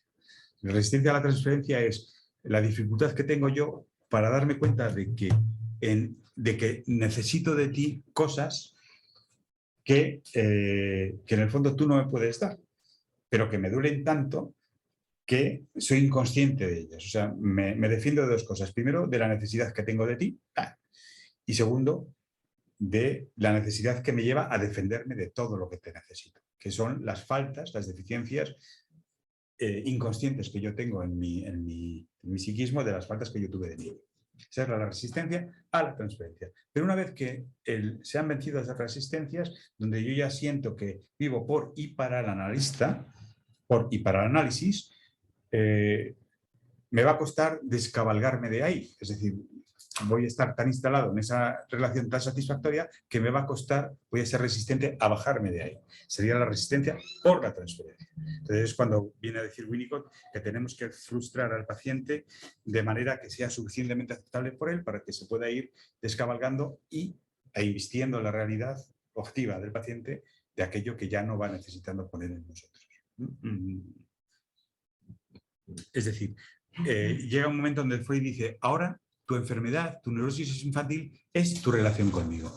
La enfermedad del paciente es la relación con el analista en un momento. Y el paciente deja de tener síntomas fuera, pero empieza a estar cabreado con el analista, empieza a tener su enfermedad en la relación con el analista. Y es ahí donde dice, y ahora es resoluble. Es decir, ahora en el análisis es resoluble esta enfermedad, ¿no? La neurosis de transferencia. ¿Vale? Bien, que me vaya acabando. ¿Quién te ha dicho eso? Bueno, insisto en que como lo tenemos escrito, pues ya está. Bien,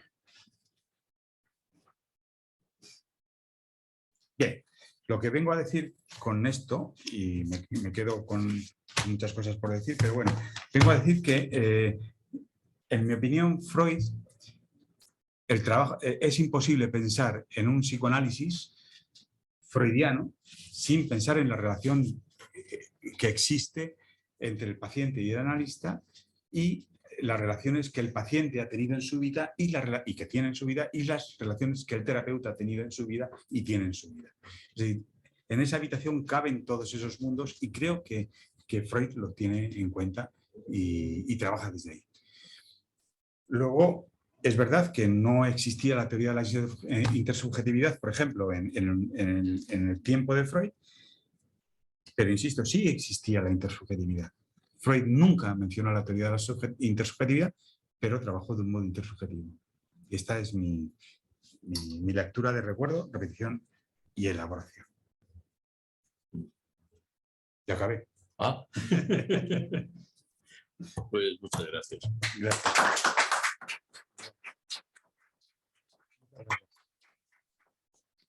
Ha sido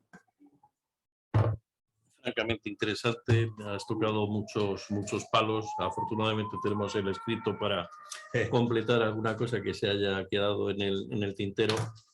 Pero bueno, me ha gustado especialmente el enfoque. Hago un comentario breve porque creo que este es el espacio que ahora tenemos para el debate, para el intercambio de preguntas.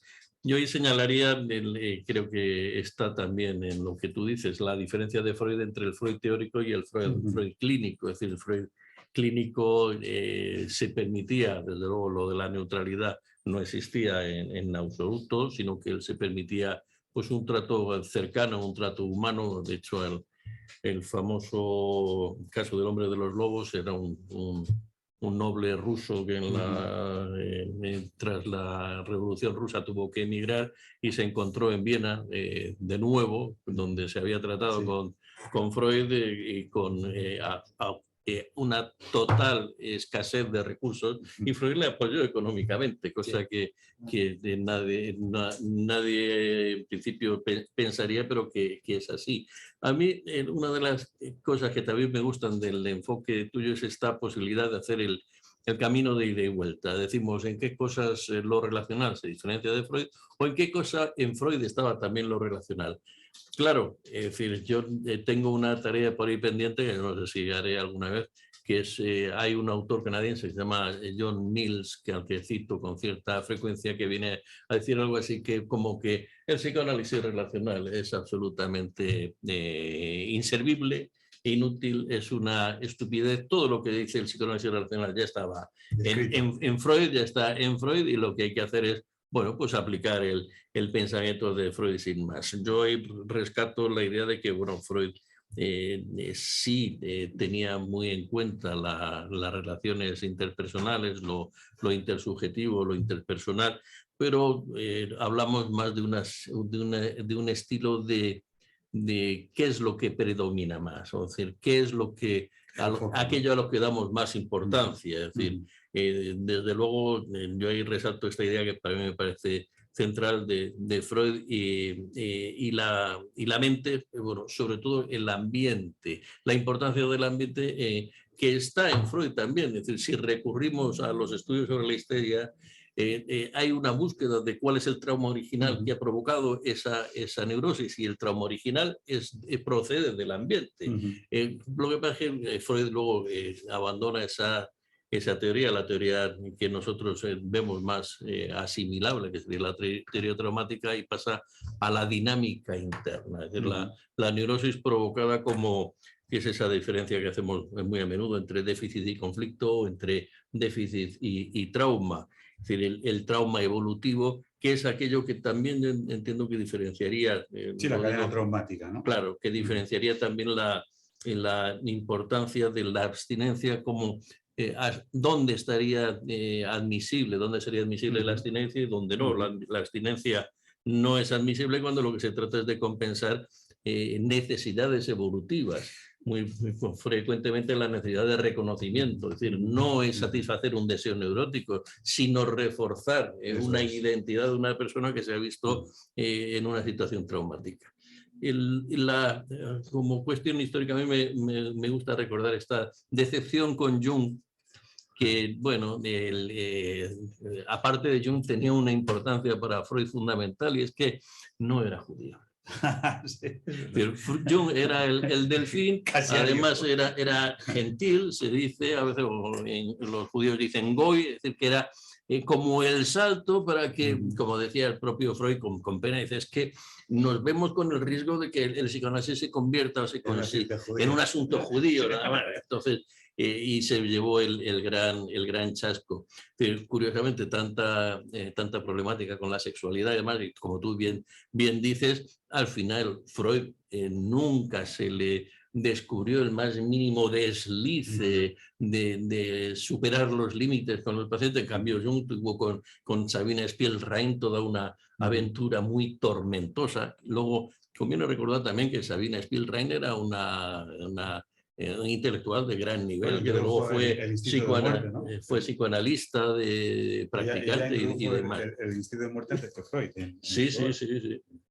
Bueno, lo de Pedro Villamarzo, en estas fechas en las que estamos perdiendo tantos queridos maestros, yo me acuerdo también de Pedro Villamarzo, al que conocí personalmente, y me llama mucho la atención eso que dijera, lo de, bueno, apréndete toda la técnica, pero cuando entres en la consulta deja la técnica fuera. Yo he dicho algo parecido, no sé si esto ya se lo oí a Villamarzo y lo he plagiado sin querer, cuando yo digo, tú has citado mi psicopatología, digo, bueno, la psicopatología nos sirve de gran ayuda para aprender, pero una vez que hemos aprendido la dejamos aparte cuando estemos con el paciente. Y una de las cosas que he mirado ha sido lo de la indifference. A mí me sonaba, a lo mejor Strachey prefirió decir la neutralidad, porque indifference tiene indiferencia en castellano tiene connotaciones negativas. Desapego, ¿no? Sí, pero luego lo he buscado en el diccionario y es que dice, las opciones que te dan no son muy favorables. Dice indiferencia, desapego y displicencia.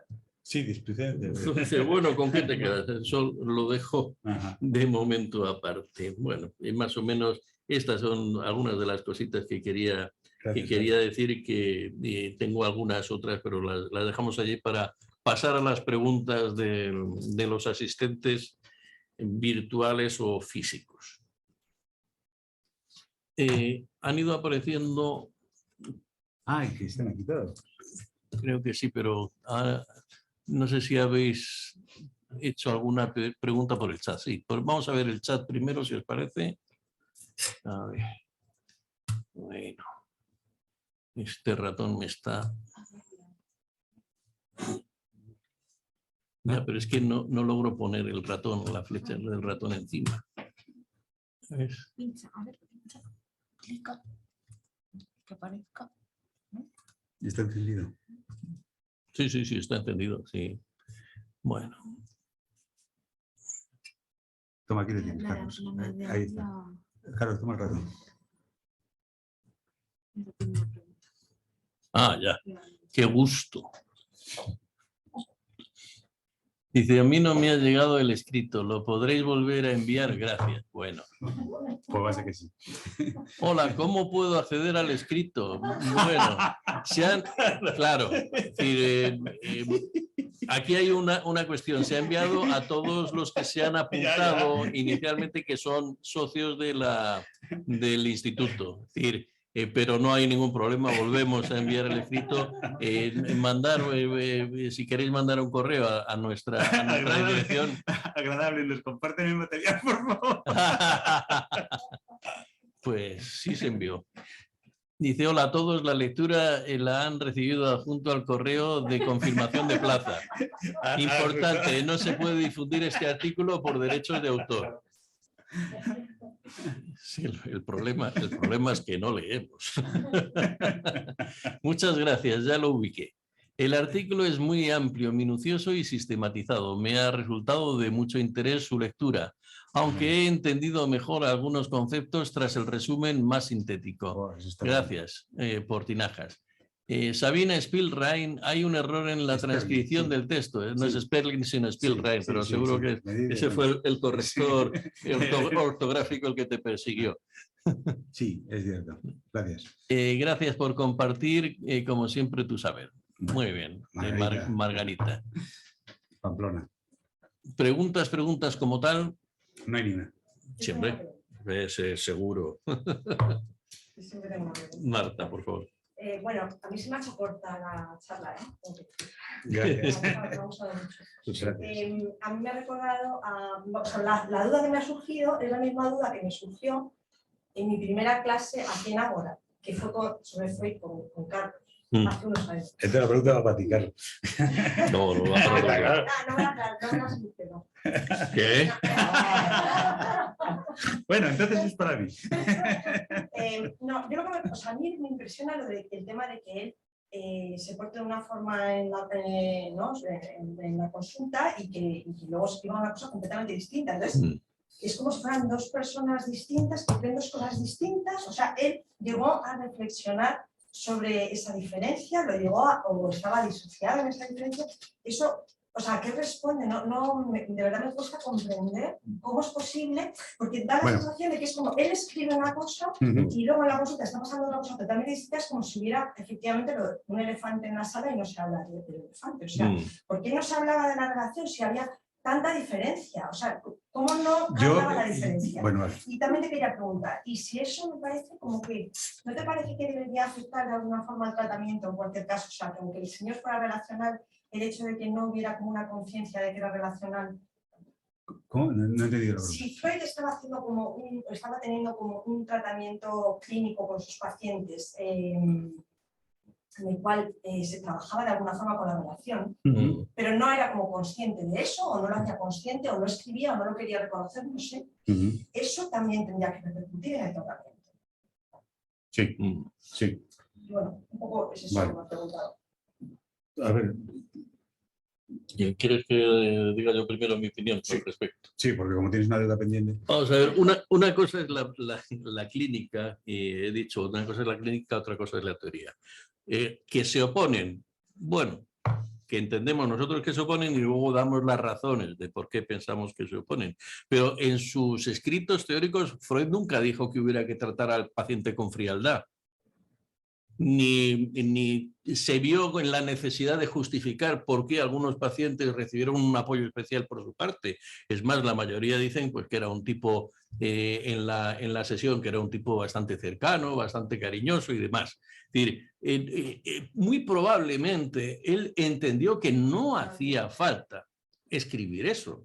En cambio, la explicación que da de la neurosis, en principio, bueno, que por lo que rompió con Breuer en su momento, justo eso aparece en el segundo prólogo a los estudios sobre la histeria, en el que Breuer dice que, bueno, que él no ha participado ya más en esa investigación y que él no quiere saber nada más y que da por buena su republicación. Entonces se distanciaron por la etiología, la teoría de la etiología sexual de las neurosis de Freud.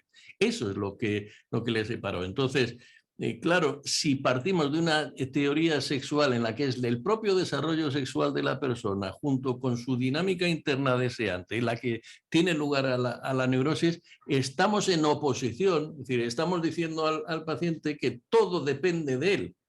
Que se siente culpable por sus deseos y que eso explica, luego variando en cada persona, pero eso explicaría la aparición de la neurosis. Tú has tenido que reprimir tus deseos incestuosos y eso que se echa por la puerta regresa por la ventana. ¿Cómo? Pues con las formaciones del inconsciente, con el síntoma, con los sueños, con los lapsus, dentro de la dinámica de la sesión, con la transferencia, con los fenómenos de transferencia, la represión, evidentemente, y demás. Esa sería para mí la explicación. ¿Qué ocurre? Cuando vienen ya las generaciones posteriores de analistas que lo que tienen son los escritos y de los que ha citado Antonio, que eran sobre todo los escritos de los años 10, los escritos técnicos, se agarran, es decir, buscan la aplicación, por favor, la aplicación pura y del maestro. Es decir, no salirse una coma de la aplicación, con lo cual se están saliendo del todo, porque el escrito no dice nada de esas cosas.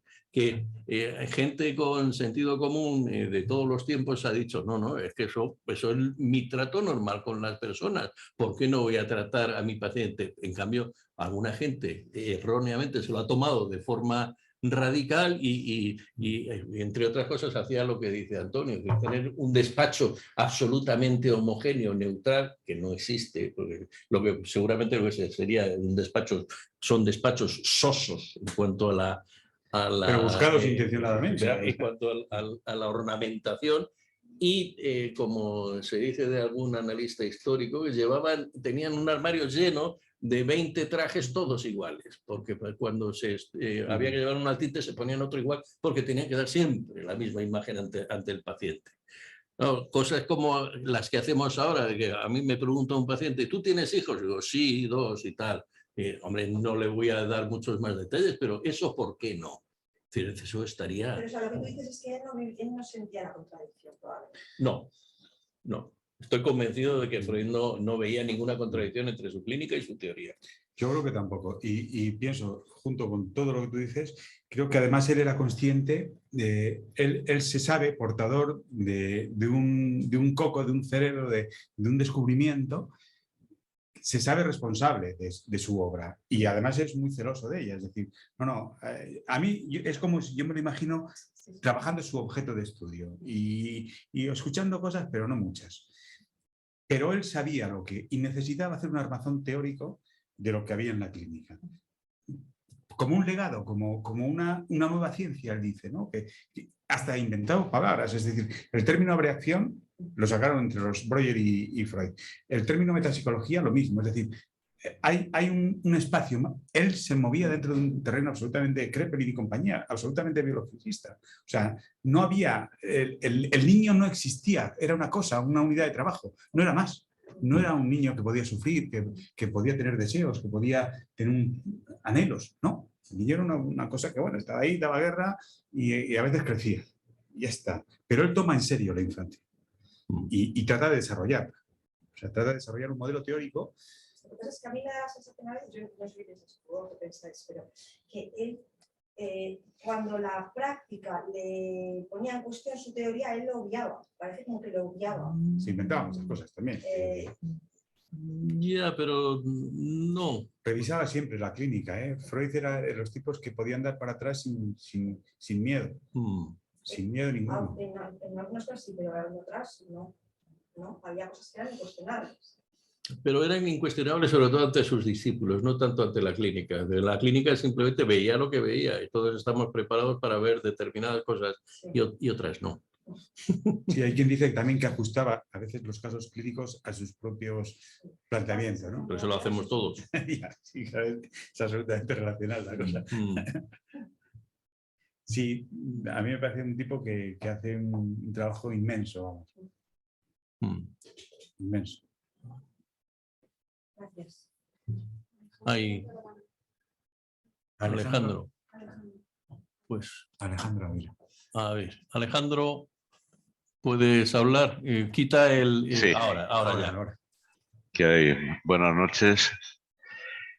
Es un placer haber escuchado a Antonio y no sé cómo explicarlo.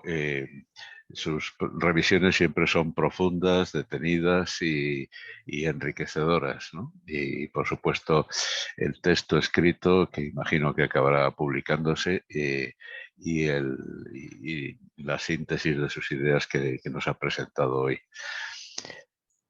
Yo creo que tenemos, en algún momento, tendremos que permitirnos, sin sentimiento de culpa, el dejar de justificar siempre a Freud por todo, ¿no? Es decir, le justificamos, en última instancia, siempre estamos dispuestos a perdonar lo que pudo ser circunstancial, pero también lo que podía ser una contradicción profunda en muchos momentos, ¿no? Por supuesto, cada obra, cada autor, cada conjunto de ideas hay que contextuarlo en su época y extrapolarlo a otras épocas, sin entender lo que significaba en su momento, nos lleva a una visión distorsionada y puramente de conveniencia, ¿no? Para un justificacionismo actual, ¿no? Pero ciertamente Freud, que era, él se comportaba, Antonio lo ha documentado en muchas de sus citas, ¿no? Y es un poco toda la literatura que yo he leído y he revisado, ¿no? Freud era muy libre en su clínica, hacía exactamente en cada momento lo que le parecía oportuno, ¿no? El gran problema es que Freud armó una estructura y la defendió, que frenó la imaginación y que restringió profundamente la capacidad de ser innovadores y libres a muchos de sus discípulos directos, ¿no? La manera en la que trató a Ferenczi es inaceptable, por mucho que se puedan entender razones personales e históricas, ¿no? Y quien dice eso, pues habría muchas otras cosas que decir, ¿no? Entonces, en algún momento podemos decir, bueno, tales cosas de Freud fueron muy importantes, abrieron caminos que continúan recorriéndose, y otras fueron lamentables, ¿no? Es decir, no quiero acuñar una frase, pero ciertamente Freud tuvo una faceta de inquisidor que es lamentable y que ha hecho mucho daño al psicoanálisis post-freudiano, mucho daño. Y una última reflexión. En definitiva, ¿qué es un buen terapeuta o un buen psicoanalista? Alguien que usa sus conocimientos, su experiencia, lo que ha leído, lo que ha pensado, lo que ha intercambiado con colegas, lo que ha aprendido de sus pacientes, para intentar ayudarles lo mejor posible a enfrentar sus vidas y a conocerse a sí mismos. Esto es un buen terapeuta. En definitiva, quien hace esto desde cualquier contexto referencial, yo entiendo que está sosteniendo un espíritu relacional. Quien se autosomete a unos cánones teóricos en los que no puede salirse de determinadas cosas porque contradice los principios, desde luego no es relacional. Y en ese sentido, bueno, creo que Antonio lo ha dicho en algún momento, hasta cierto punto es por fortuna. El psicoanálisis relacional no es una escuela, es una perspectiva, al menos yo siempre lo he defendido así. Hay una perspectiva relacional para el psicoanálisis, pero por fortuna no tenemos una escuela relacional. Y yo eso pues lo agradezco. En fin, muchas gracias Antonio por tu valiosa contribución y vamos a seguir en diálogo mucho tiempo. Gracias a ti, Alejandro. Gracias.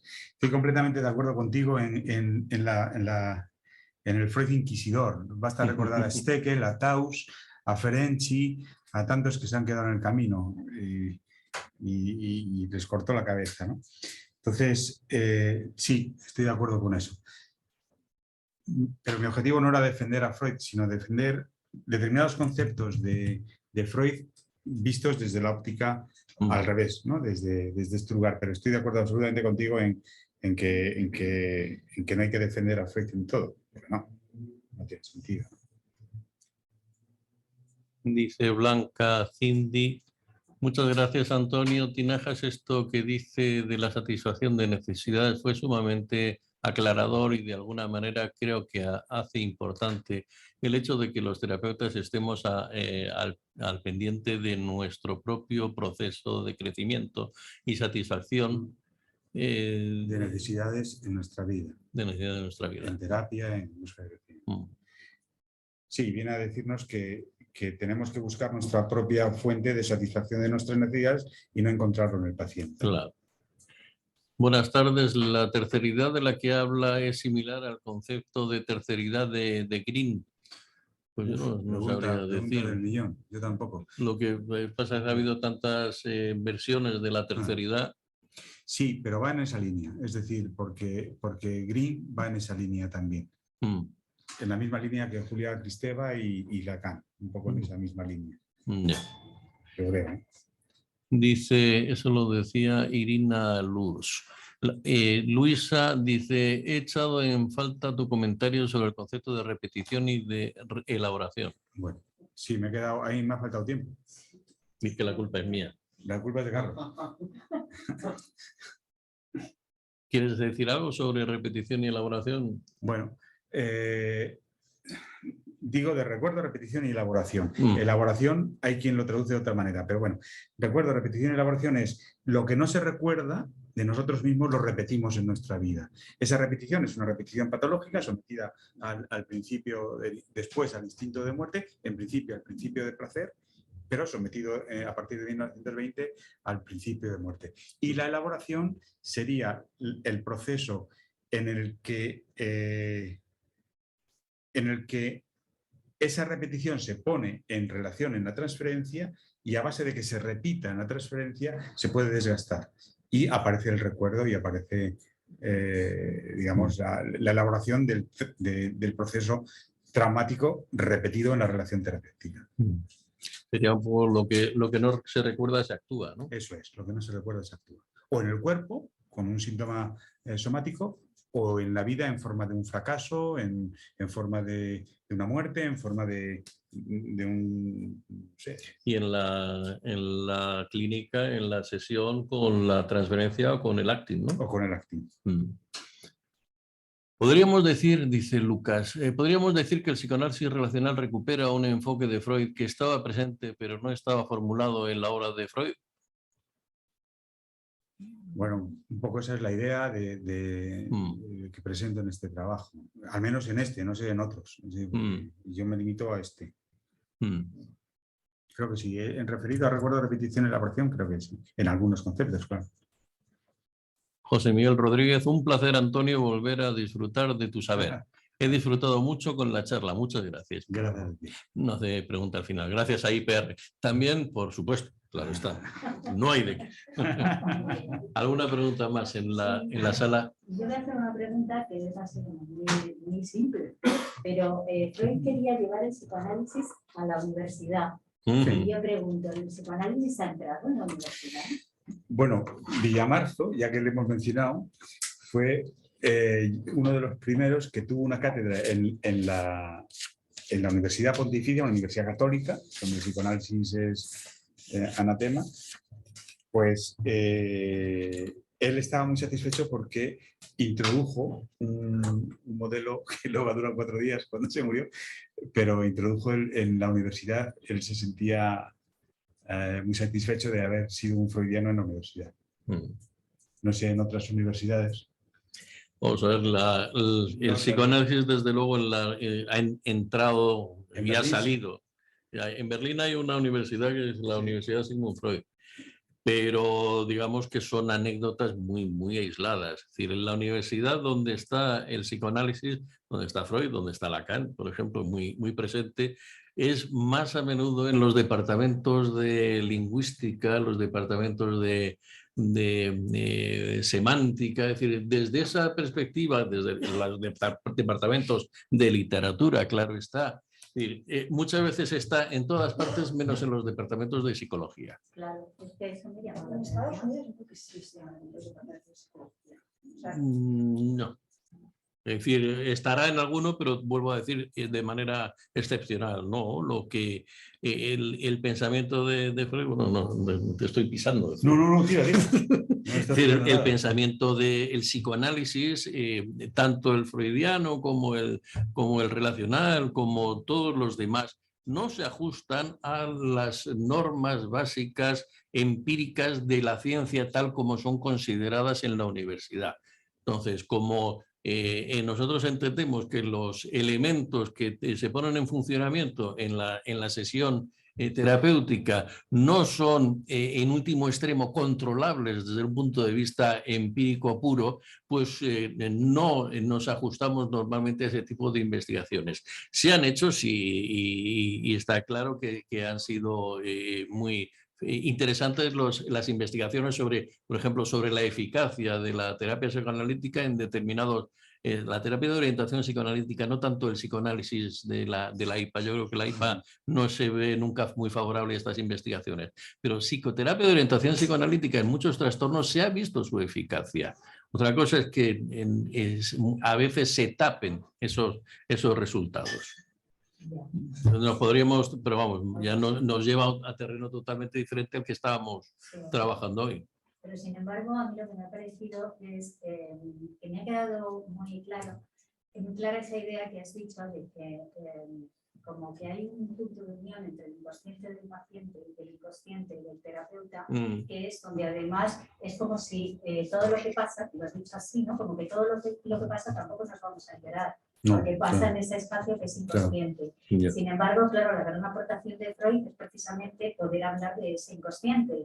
Y siendo algo tan obvio de que existe, ¿cómo no se reconoce? Es decir, ¿cómo se disfraza tanto que ahora, por ejemplo, la neurociencia, a través de las investigaciones, por supuesto, habla mucho de cosas que tienen que ver con el inconsciente, sin nombrar la palabra. Por ejemplo, la memoria procedimental. Bueno, es decir, no sé, que me llama mucho la atención esto, porque... El hachazo al narcisismo que supuso la teoría freudiana de, bueno, vas conduciendo un caballo y piensas que tú le llevas a un sitio, que el caballo te lleva a ese sitio y cuando llegas dices, aquí es donde yo quería llegar, y no es el caballo el que ha llegado allí. Ese hachazo que con Darwin y con quién era el otro, Marx o así, ¿no? Copérnico. Copérnico, sí. Pues claro, dice, es que tú no eres dueño de tus actos. Eso es muy difícil de aceptar para el ser humano racional. Decía Freud, Copérnico nos quitó del centro del universo, Darwin nos quitó de ser la culminación del mundo de la vida, y yo ahora, decía Freud, quito al ser humano del centro de donde se pensaba que reinaba por completo, que era su conciencia. Claro, el cogito, ¿no? Y no. Pero me ha gustado mucho, me ha parecido muy interesante, y además yo que he estado un ratito contigo antes de empezar, como te he visto así tan nervioso. Un poco así. ¿Nervioso? Pues, no era nerviosa, pero sí como muy responsable. Sí, se me pasó con los dos orfidales que me trajiste. Pero que cuando te has puesto a hablar, gracias. Muy bien, además muy bien, de verdad, me ha gustado mucho. ¿Cómo? ¿Quién? José. Ahí José. José, cuando quieras. A este me le temo. Qué va. Es una gran persona. José. Buenas. Hola. Bueno, Antonio, no me temas, de verdad. Felicitación efusiva, porque me ha encantado. De hecho, he leído hasta donde pude. Me quedan unas páginas en tu trabajo que me parece exhaustivo y creo que es muy necesario que tengamos también estos debates, hasta dónde llega Freud, que tiene que ver este estudio que has hecho de los conceptos claves relacionales. Y entonces, de verdad, bueno, la parte que has hablado en la parte de hoy, que has hablado sobre la abstinencia, la interacción entre la responsabilidad óptima, la mutualidad, la intersubjetividad, no sería capaz de repetirla, pero me ha parecido brillantísima. Me ha gustado mucho esa forma de ver la abstinencia, la cual la comparto. Tengo una duda en el sentido, bueno, el trabajo, recuerdo, repetición y elaboración, ¿no? Y yo sí que creo, hablamos de que inconsciente del paciente, inconsciente del terapeuta, ¿no? Que trabajan, pero de alguna forma esos inconscientes, a través de los patrones relacionales, es como de alguna manera se pueden hacer conscientes, ¿no? Y entonces, cuando decimos, bueno, es algo de lo que no nos enteramos, pero está pasando a través del cuerpo, a través de muchas cosas, y de alguna manera creo que esa es este es nuestro gran aporte, me parece, al psicoanálisis, ¿no? Cuando, bueno, pues podemos decir que los patrones relacionales al final nos están hablando de esas necesidades, de esas carencias, donde nos sitúa el paciente, etcétera, y es algo que hace que su inconsciente pueda ir apareciendo. Esto te lo dejo para que me lo comentes, y después, así, algo que sí que me ha llamado la atención es que me he sentido más neutral que el propio Freud. Cuando tú has hablado de su despacho con sus perritos, bueno, yo leí el artículo, ya te he dicho que todas las estatuas que tenía allí y tal, he dicho, yo soy más neutral que Freud. No sé si eso es bueno o malo, José. Yo me lo tomo con que creo que hay que ser algo más neutral que era Freud, en ese sentido, en el sentido de entendemos esta parte que no hay un cuadro, que ponemos los cuadros y todos los ponemos desde el lugar que los ponemos, ¿no? Pero a mí me parece que Freud se pasaba. Yo creo que Freud no tenía miedo, José, miedo ninguno, ¿sabes? O sea, él estaba ahí y se daba. Y se daba desde donde era, no desde donde tenía que ser. Y entonces se daba desde ahí porque no tenía miedo a darse. Y a que el otro le tomara, ¿sabes? Creo que el miedo muchas veces está detrás de nuestro diván diciendo, cuidado, cuidado, nuestra inseguridad, nuestro temor, ¿no? Bueno, esa barba que tienes te queda, pero que muy bien, muy freudiana. Te favorece mucho, ya te veo acercándote al modelo. Y en cuanto a la comunicación de inconscientes, si se han de hacer conscientes, bueno, yo creo que aquí Bowlby también tendría mucho que decir. Es decir, los modelos relacionales que tiene el paciente, evidentemente antes de hacerse conscientes, han de dejarse desplegar, cobrar fuerza, que es al fin y al cabo el desarrollo en la transferencia de esos modelos internos, modelos de trabajo, decía Bowlby, del paciente, dejarlos desarrollar plenamente para que se vayan modificando. Y después ya pensamos sobre eso. Pero primero se ha de dar la expresión del conflicto en la relación para después, una vez que se ha dado, con la mayor intensidad posible, poder tomar conciencia de ello y pasarlo por la cabeza. Y vincularlo a la historia del sujeto, evidentemente. Alejandro nos comenta en el chat que si aquellos que quieran consultar sobre investigación en psicoanálisis, en la revista nuestra, Clínica de Investigación Relacional, hay un dossier actualizado en investigación en psicoterapia psicoanalítica donde se pueden encontrar apoyos para explicar que sí hay investigación, aunque el criterio de evidencia debe ser revisado, debe revisarse. Bueno, vamos encaminándonos al final de la conferencia de hoy, de la sesión de hoy. Vamos a pasar dentro de poco a la Asamblea General Anual Ordinaria. Agradezco de nuevo a Antonio Tinaja su presencia de ánimo y su gran presentación. Gracias.